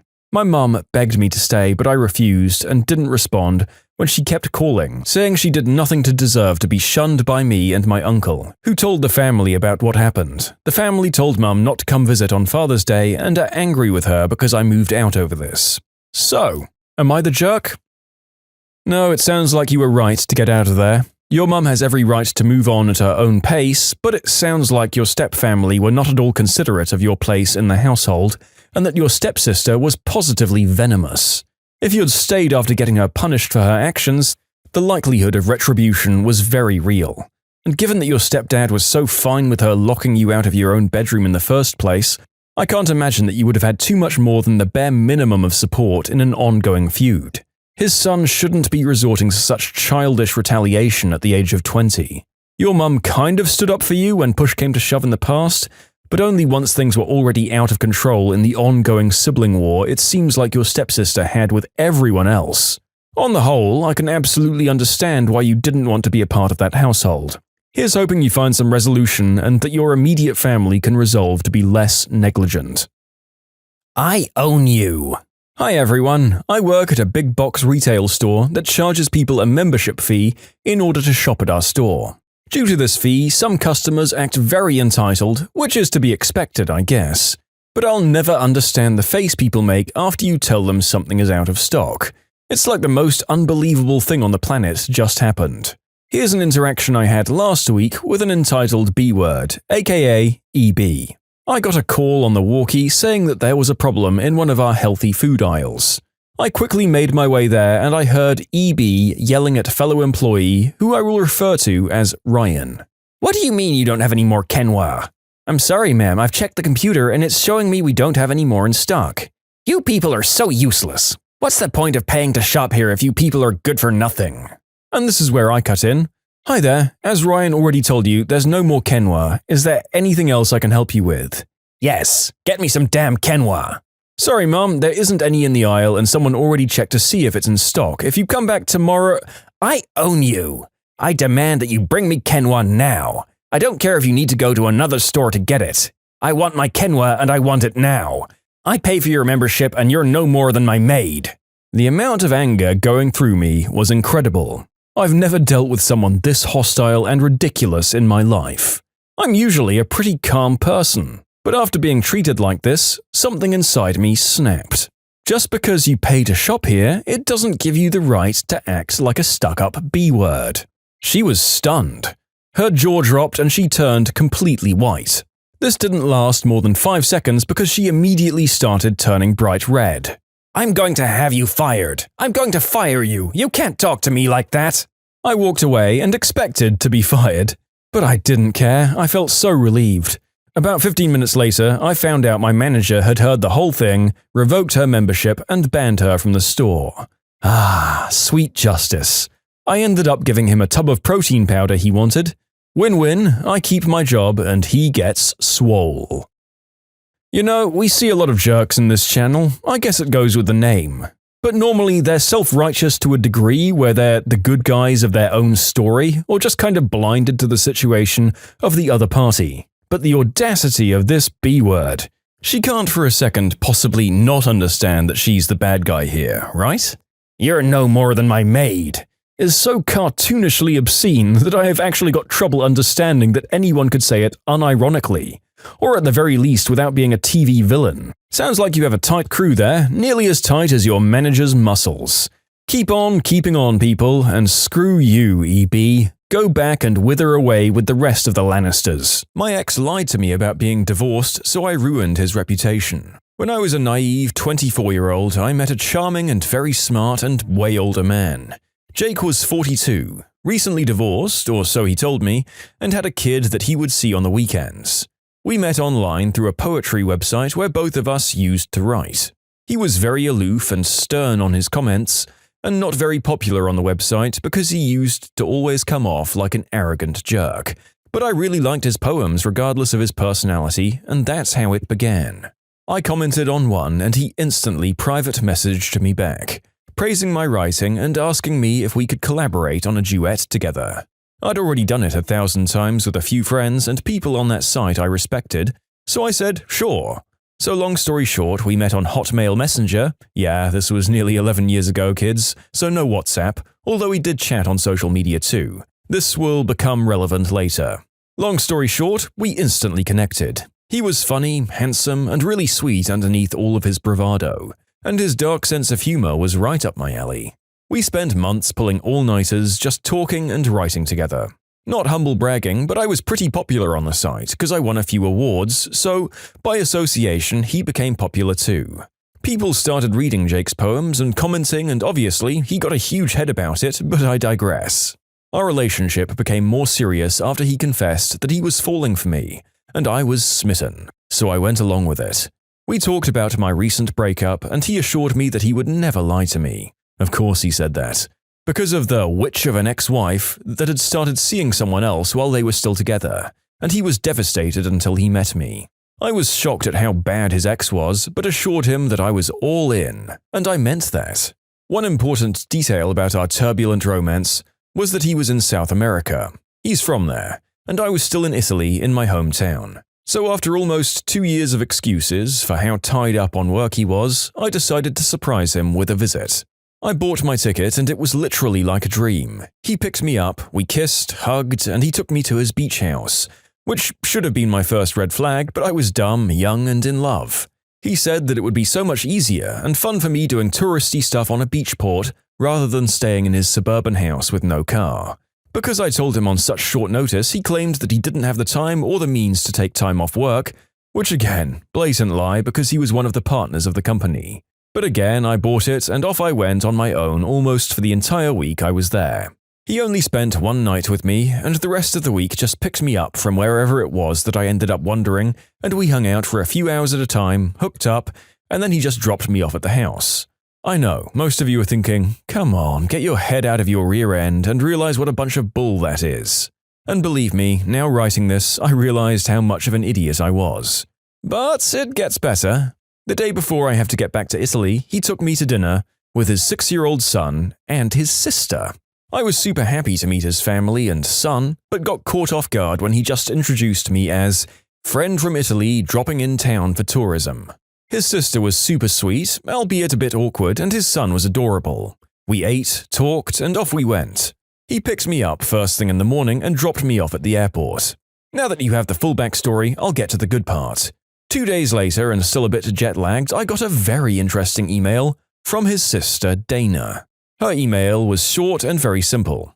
Dear so-and-so, I know that you might think I was weird and maybe a bit rude when we met, but it was only because I was tricked by Jake to join the dinner with his kid. He never mentioned that you guys were seeing each other, but after confronting Jake, he confessed and begged not to tell anyone or his marriage will be ruined. But you're such a sweet and young girl that doesn't deserve his deceit. Jake is still married and never left their home.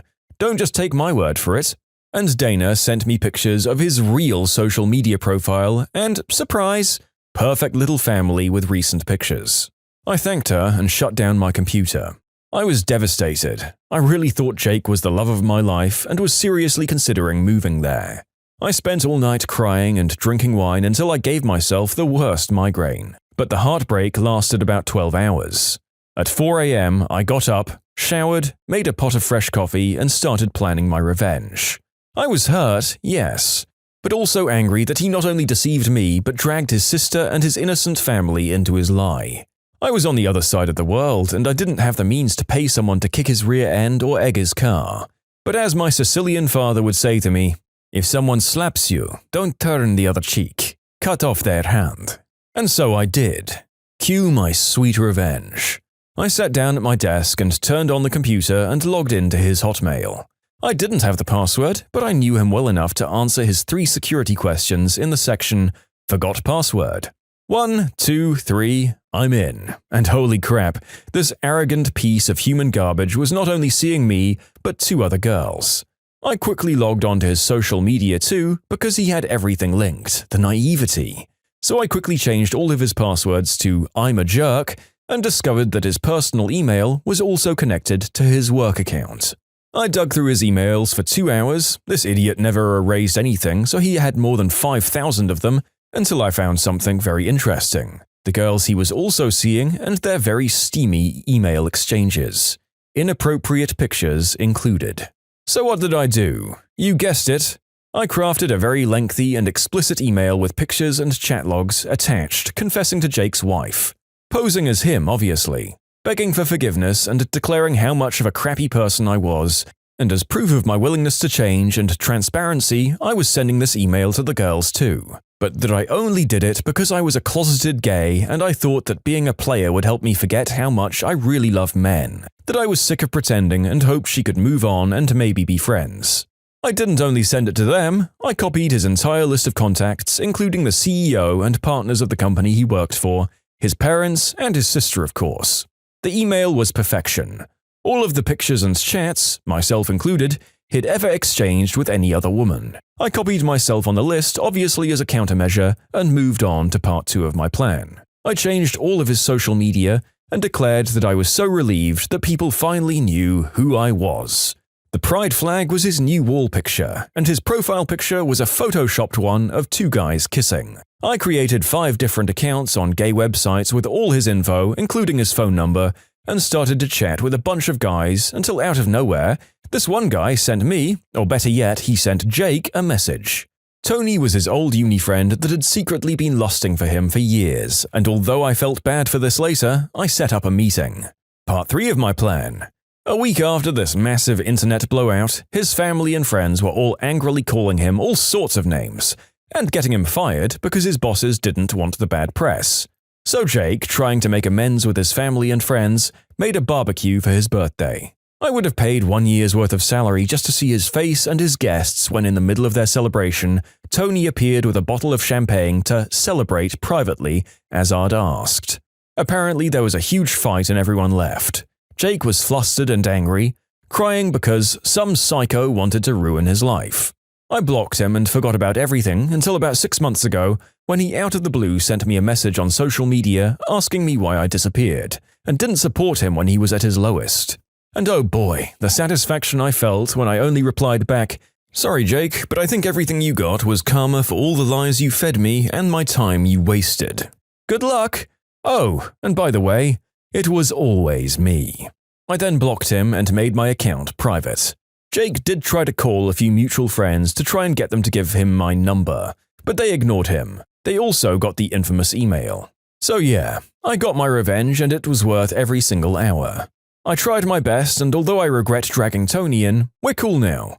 And I was a hurt, dumb, and hot-headed kid. I know, I'm super petty, but am I the jerk? Wow, the narrator isn't 100% sure on how real this story is, but if it is, wow. Well, you definitely went to the dark side there in terms of the consequences that you inflicted on the man's family, who were presumably at least somewhat relying on his income, and whose home life might have been completely destroyed by what you did. Then again, there's a saying, if it can be destroyed by the truth, it deserves to be.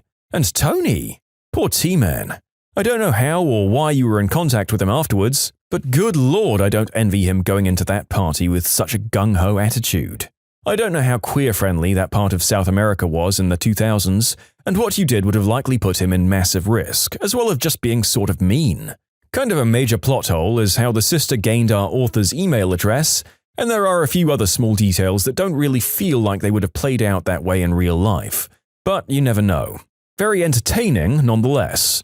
If he actually existed, Jake more than fulfills the criteria of being a mega jerk, and it would be quite fitting that she changed his password to neatly align him with our little YouTube channel here.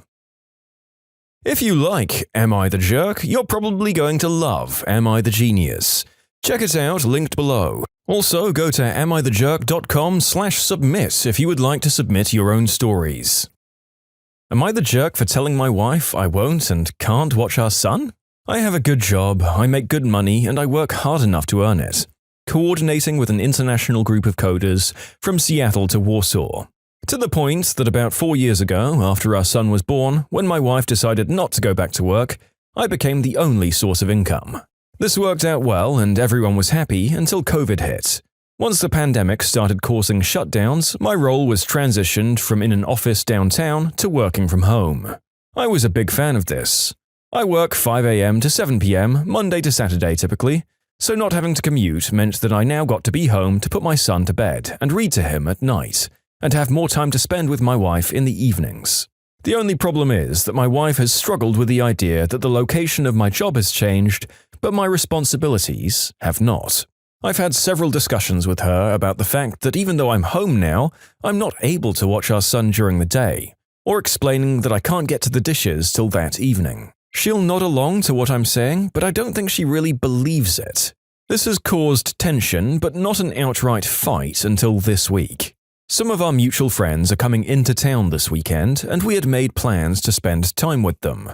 However, on Monday, my wife informs me that the couple is actually getting in Friday, and she and her friend are going to get lunch and go shopping. She tells me that I'll need to watch our son. I respond by saying again that I can't. I have work, and Monday to Friday is not enough heads up for me to take a day off.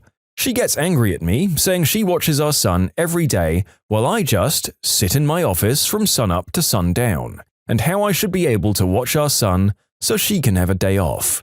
She's given me the cold shoulder since then. I would love nothing more than to spend the day with my son. I just can't take the time off on such short notice. Am I the jerk? I don't think you're a jerk, dear author. I understand your wife's frustration, but it also feels like if I can understand that a job that requires constant coordination with an international team requires focus from your home office, she should be able to understand that as well. It definitely feels like we're missing a big part of this story. What were the extent of your efforts to try and make your wife understand that you had no free time during your work day? And to be completely fair to her, it does sound like you work way too hard to be able to sustain a family life. 14 hours a day, 6 days a week is just insane. And honestly, an 84-hour work week is something I'm not sure many spouses would want from their partner, even with the understanding that they were going to be the dedicated stay-at-home spouse. But you do say she was fine with it until the pandemic hit. As you say, it seems like what we have here is that your partner might just not register with the fact that you're as unavailable from your home office as you might have been if you were still commuting in. I'm going to call this a nobody is a jerk, people just need to frickin' communicate situation. Am I the jerk for lying about being pregnant to my family to protect my husband? Content warning, there's some transphobia here. My husband is a transgender man and we've always wanted to start a family together. I have a huge fear of pregnancy, so he offered to carry the baby. It was an insane process. He had to stop taking testosterone for a long time, but he was amazing throughout the whole process, and I did everything in my power to help him feel more comfortable. None of my family know that he's transgender. They're homophobic, transphobic, all the phobics. But our friends know. He posted an ultrasound to his private Instagram, not knowing that my sister follows him on a burner account. Well, she saw the photo and told my whole family. They were furious that I wouldn't tell them. Our plan was to say that we adopted. They assumed I was the one pregnant and blew up on me. So I just let it go and rolled with the lie because I wasn't going to out my husband. The first couple of months, I'd let them visit. Eventually, I'd start eating big meals and purposefully bloating myself to the point of discomfort so that I looked pregnant. They'd remark around the 6-month mark that I was remarkably small, but I just played that off. Eventually, I couldn't lie any longer, so I looked for every excuse in the book to not see my family. I turned down the offers of baby showers, gender reveal parties, anything that would require us seeing each other. Luckily, my family live an hour away and we all live busy lifestyles, so them randomly visiting wasn't an issue. The one time they did pop in unexpectedly, we were out of the house. If they FaceTimed, I made a point to be in bed feeling horribly sick, so I couldn't give a bomb update. I lied my butt off and they just thought I had a rough pregnancy. My husband gave birth a year ago and went straight back on the testosterone, and now we're happy as ever. My family have met our daughter and they adore her. Then, a week ago, after an argument between myself and a friend, said friend decided to out my husband by messaging my family and including proof. They did it by adding everybody to the group chat, posting screenshots and basically the whole story, then saying, "I'll leave you all to discuss." Then they left the chat and blocked me and my husband. In a transphobic rage, my mother raced to my home and all but beat my front door down. It wasn't pretty. I had to call the cops. I've been disowned, but that hasn't stopped the daily calls and texts coming from my parents, aunts, uncles, siblings, among others, all leaving nasty slurs on my voicemail and other hateful crap. I ended up crying to my friend yesterday, who told me that I should have been honest with my family, as it would have saved me a lot of heartache. That, or said that we'd miscarried and then adopted later. I'm not happy that things played out the way they did. I just feel so sad now. Maybe it was wrong to lie to my family, but look at how they reacted. I feel like I had no choice. My husband has always encouraged me to maintain a relationship with my family, however, it was mostly for his sake. Personally, I mentally checked out years ago. But when they met him, they welcomed him with open arms and treated him like a son. Yes, it was conditional on him being presumed cisgender, however, we never intended for them to find out. He felt a familial love that he's never had from his own family before, which is why I kept my relationship with my parents at his request. If it weren't for him, I most likely would have cut them off a long time ago. I'm sad that this has happened, but most of that sadness is for my husband rather than for me. Also, the friend in the story who outed him is obviously no longer a friend and never will be again. The other friend who said I should have told the truth is on thin ice. Well, it might be that you were finally able to cut your awful family out of your life once they showed the full extent of their crappiness, ironically to the one person who'd been trying to get the author to maintain their relationship with them. Also, I would like to highlight that your second friend was an advocate for telling the truth, or for making an even bigger lie and faking a tragedy as well. Sounds like they don't have any actual principles on the subject and are just feeding you a bunch of bullcrap, hindsight, hypothetical solutions so they feel wise. Real helpful, friend number 2. Also, notice the fake warmth of the family being the complete picture of caring in-laws right up until they saw that the husband had an identity that their religion or ingrained belief found unacceptable. It might be hard, but you two did nothing wrong, and I hope you get on really well without your family. From our info, I can't imagine that their absence will be anything but an improvement on your lives. Karen pays her own price for strawberries. So I work on a strawberry stand. I drive to the farm every morning and collect trays and trays of strawberries to sell for the day. It's about a 15-minute drive there, 15 back, and it helps expand the area the farm can sell at. The deal at my stand is 2 punnets are £5 and 1 punnet is £3. This is obviously to push the upsell a bit.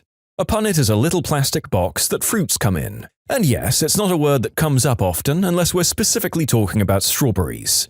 It's like an unofficial measurement. All is going well for the day, and then someone who I can only describe as the Alpha Karen approaches the stand. 1 punnet, please. Here's £2.50. Oh, I'm sorry, it's £3 a punnet. But at the farm, it's £2.50. These are the same strawberries, are they not? I proceed to explain that the extra 50 pence I occasionally get is for me. It helps towards collecting, selling, wages, petrol, the equipment, etc. I never thought it was a big deal. Alpha Karen demands that because she knows the farm, I should sell it to her for her choosing beggar price. Now, I don't usually mind helping out if someone is short on change or something, but this lady was just awful. So I was a little annoyed at this point. I said, I'm sorry, but if you want it for the price of £2.50, you'll have to go to the farm. I'm going to tell my husband about this. Alpha Karen actually storms over to her husband, throws the car keys at him and demands that he drives the 15 minutes to the farm and 15 minutes back to pay 50 pence less for a gosh darn punnet of strawberries. She waited at the pub opposite my stand and had a drink outside while staring me down for an awkward half hour or so until her poor husband returned with the strawberries. I still can't stop smiling. Haha! Well, fear not, author, you're not the jerk in this story. Sounds like somebody doesn't understand that cost of labor or freight in getting the fruit out there are a whole thing to deal with, and that this is how you and the strawberry dealer make it work. Classic Karen.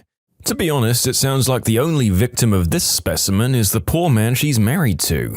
I hope she felt satisfied that the extra money and time she spent on the petrol, the car trip to the farm, and her drink at the bar had the massive consequences for you of a story that you could post online to drag this lady's dignity a bit more?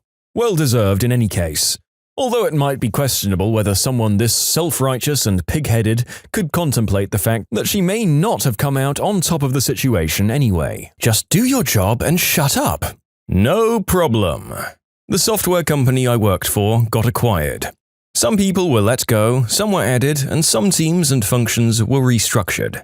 Prior to acquisition, we had a multiple hats situation where you basically did whatever was in your capacity. Teams played to each other's strengths, and one person would generally take a client from the first demo right through the configuration, implementing, and training phases of the software.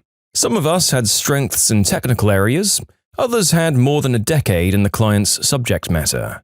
Clients would give us some feedback or wish lists. We'd talk amongst the team about how the functionality could be added or changed, make a functional mock-up, and then bring that to the development team for polish and integration into the production code.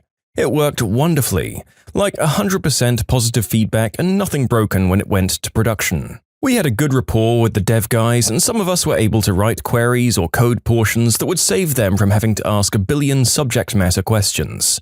When we weren't dedicated to a task, we'd handle support calls. Clients would call up, receptionists learned who to pass things to based on clients and the nature of issues, and resolution was typically instantaneous unless the problem required research. Clients loved that and had the understanding that if we couldn't resolve their problems right away, it was because we needed to look into it. After the acquisition, the parent company reorganized things into a much more rigid, you have one job kind of scenario. The trouble was, with the people they let go, I was the singular remaining source of a lot of the capacities we provided. It left me working with sales, product improvement, concept, product evangelism, implementation, development, data conversion, and support teams. Initially, I didn't mind. Wasn't any different than my previous role. Things started nicely enough, with the company CEO genuinely asking, "Would you mind helping Team X with Project Y?" And he'd pick up my travel bar tabs and toss me a day off here and there. It was a fair exchange and he treated it as though I was doing him a favor. But at some point, all these other departments just expected, then demanded my time. Instead of people asking when I could help them on a project, I would just find time blocks added to my schedule for various things. A couple of times I was supposed to be chairing these meetings and having things prepared, and no one even bothered to tell me. Around this time, I noticed a lot of recommendations I made when asked for input were being overturned by people in new roles who had no idea what they were talking about. As in literally had no exposure to the subject matter and had never even seen the software. Plus no programming, logic, or database experience. So my input is demanded, but also ignored? This was causing more demands on my time when things were broken or didn't meet client expectations. Thus, the new dev team I was working with made every excuse not to act unless someone went and confirmed and fetched everything they needed. The external demands on my time had increased, and I'd coincidentally hit a few walls with my actual job, in that clients were unresponsive and couldn't get me the data or access I needed to complete tasks. But that didn't stop my boss from demanding documentation and results and documentation about the results. There was no such thing as waiting. It was your duty to call and badger the powerless client until whatever third party involved enables whatever we need. I was really unhappy in a job I'd previously loved. Every day was worse than the last. And then I got my employee review. It was top-notch, and yet I got the same cost of living raise as everyone else. It particularly rubbed me the wrong way that sales guys were getting commission on sales that I fricking made, and I was just shafted. At the original company, effort above and beyond was well rewarded. I doubled my starting salary in a few years' time for hard work. Now I was miserable, overdrawn, and getting nothing for it. I was having daily arguments with my boss, who was completely indifferent to all my commitments and refused to understand that I couldn't compel third-party companies to do my timely bidding and get client data or access. Out of nowhere, I get a call from the head of the data conversions department. He says a few of his people have noticed some high-level solutions to dev or data problems in the Teams chats come out of some random guy from implementations in no time. Then he was talking to a pre-existing client about converting a set of financial data from a legacy system I'd converted some building, code, fire, planning, and police data from, and they asked if they could have me do it specifically because my conversion of their other data was, quote, flawless, and I granted them some change requests on the way through to make their lives easier. Simple changes to record type names for easier identification, clip leading spaces or extra zeros so they could put reports in Excel, stuff like that. He said the client wouldn't stop fricking gushing about me, and he was floored to hear that I'd done the whole thing myself, where his team typically breaks the responsibilities between 5 or more people. He offered me a position on the spot, and I told him I was interested and I'd think about it. He told me I could start doing some part-time stuff with him a few hours a week if I wanted it that way. Then he told me he saw the bullcrap I was dealing with and said he'd get the other departments off my fricking plate. So I liked him right away. My current boss then interrupted our call, seeing me talking to that guy on our in-house phone app, and demanded to know what I was wasting my time on. Then she proceeded to berate me about open orders and my lack of documentation about their lack of progress. You've got time to bullcrap with him, but you can't call a client? I tried to tell her for the millionth time about all the expectations from the other departments, the obligations they leave beyond their allotted timeframes, the inability I have to force other companies to do things for us no matter how many times I call the client, and she told me, I'm done with your excuses. Just do your job and shut up.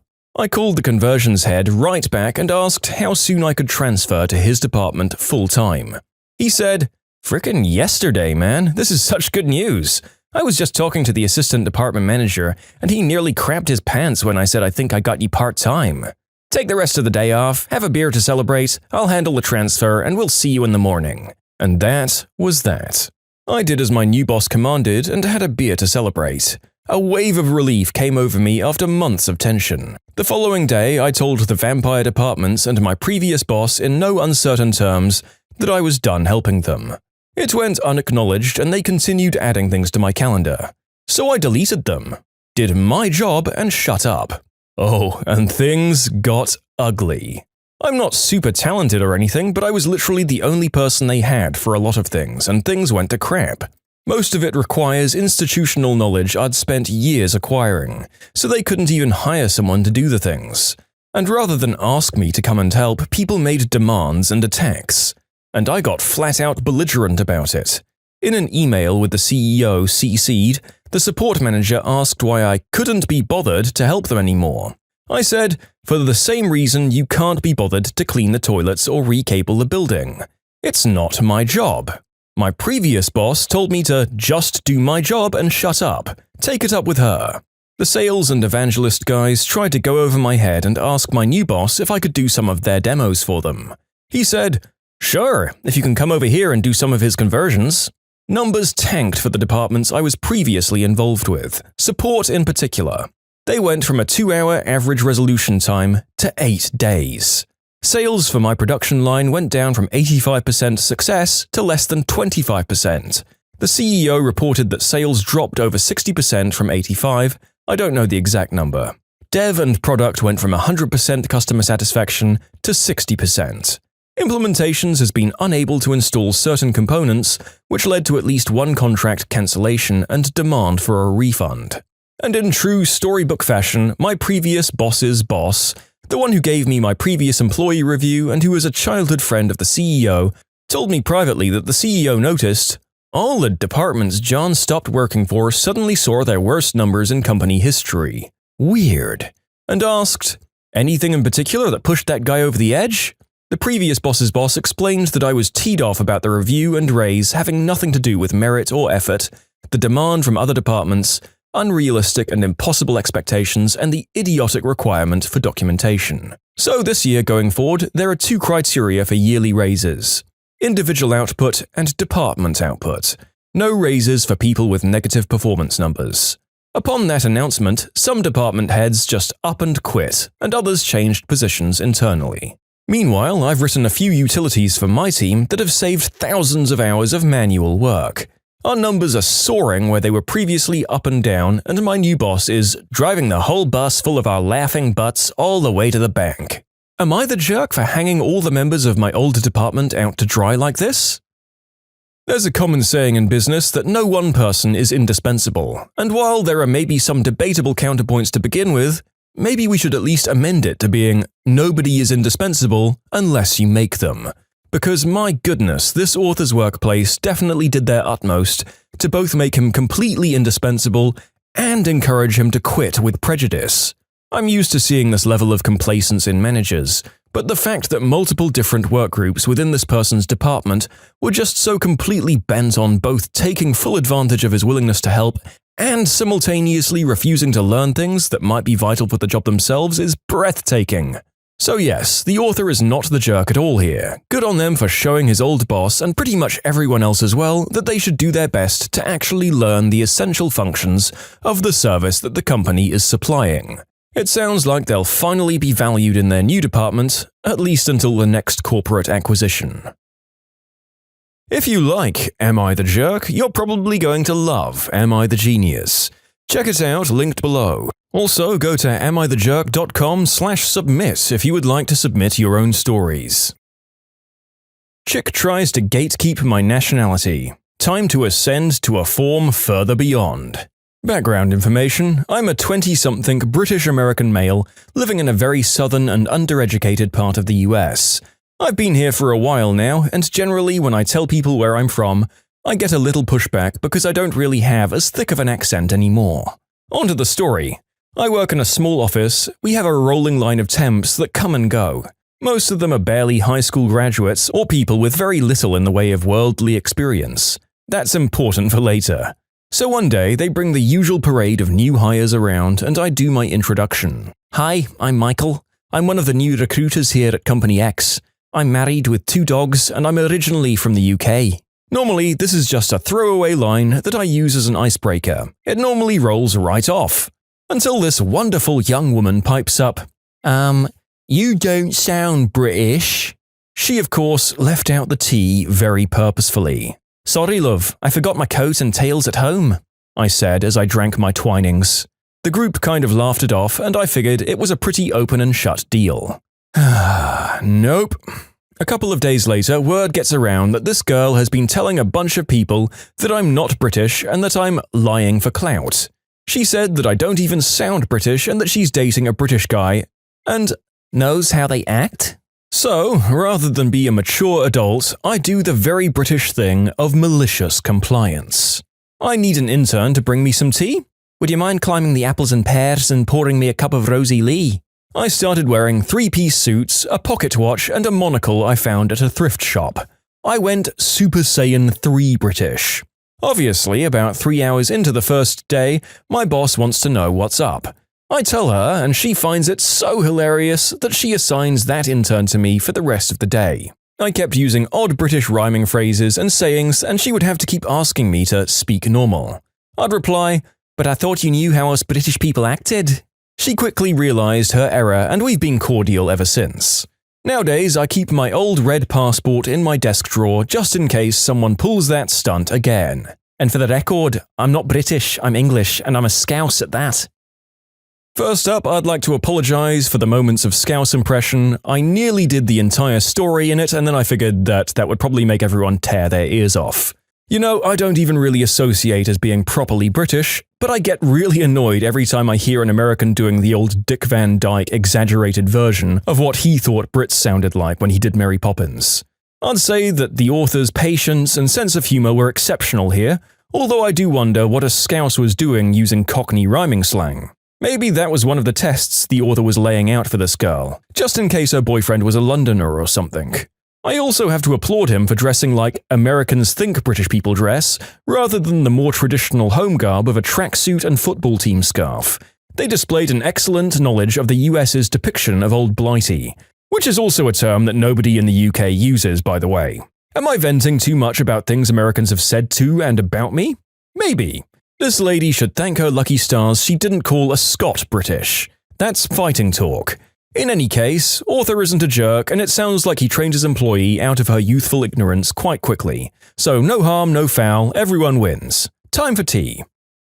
Am I the jerk for bringing up my brother's 4 kids to his fiancée and potentially ruining his engagement? Okay, so me, 22-year-old female, have a brother, 28, who we'll call Jamie. We've been roommates since I was about 17. In that time, I've seen a lot of girls come and go, even when he was in a relationship with different girls. I'm not a huge fan of his actions or how he treats women in general, but it's his life and he's free to mess it up as much as he wants, so I turn a blind eye to it. He has 4 kids. His oldest daughter is 10 and is the only one that he actually pays any child support on, but he rarely sees her. The other 2 are twin boys, age 4, that he has with one of my close friends. She didn't take him to court, so I do my best to provide for them if she needs help. His son, I don't really know much about. I think he's around 8. He doesn't want kids and doesn't see them apart from maybe a handful of times around the year, and doesn't see his 8-year-old son at all. He calls his kids accidents and has said before that he wishes he hadn't had them because he gets irritated when their mothers call him. So essentially what happened was 3 years ago, Jamie met a girl named Natalie, and they immediately hit it off. She moved into our apartment and I liked her well enough. With his habits, I didn't expect her to last very long, but she surprised us both. Since I planned on moving out in a few months, she'd been talking about renovating my room and all sorts of stuff they could do with the space. She even laughingly said that maybe it could be a nursery. I thought it was a joke and brushed it off. Well, a couple of weeks ago, while I was out at dinner with my friends, he had decorated the apartment and proposed to her. I congratulated them and didn't have any problems with this until a few nights ago when we were all drinking and talking. Natalie was gushing about her plans for the wedding and her bridesmaids and her new ring. Here's what went wrong. She mentioned how she wanted kids as soon as she could, and how she could see my brother being the best dad. I started laughing. Basically, what I said was, he hasn't been the best dad to the 4 he has now. She asked what I meant and my brother started to freak out. I realized she didn't know and explained how he wasn't raising his kids and how he didn't even want to see them and didn't want kids at all. Apparently, he hadn't told her about any of this. My brother was drunk and started yelling at me, so I called a friend and left. I stayed away for a day or 2 and he blew up my phone. I guess he and Natalie are fighting horribly and he blamed me for it. I ruined his engagement and I'm a butthole for telling her, as it should have been his choice to tell her about the kids. Our parents agree with him and haven't been talking to me. Honestly, I feel like I warned her before things got too serious, even if it wasn't deliberate. He should have told her before about them. So am I the jerk here? Good God, why are the family siding with him? Is the narrator out of touch? I honestly don't see how people can be in close proximity to this and take his side. He didn't have to outright just tell his new betrothed that he's a deadbeat dad, but you'd think having kids that you don't stay in contact with might be at least something you'd bring up to the partner you live with and with whom you're planning a future together. In the one point that I'll concede to him, the sister probably could have brought it up more tactfully than implying he's going to be a garbage dad. It's quite bizarre that he's bashing his sister for not respecting his right to tell his girlfriend, whilst simultaneously ignoring his partner's right to know the man she's legally attaching herself to. The rest of his family are clearly enabling his crappy behavior and irresponsibility. Jerk family, jerk Jamie, and good, if tactless, author. So I work at a store that sells kitchen appliances and other kitchen-related stuff. Normally when we're supposed to leave or go on our break, we're supposed to tell our manager.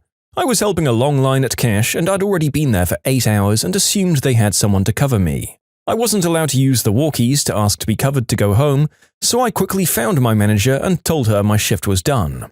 She got really icy to me and said, "Could you really not stay a few more minutes?" And I tried to tell her, "I thought you had someone to cover me. I can stay if you want."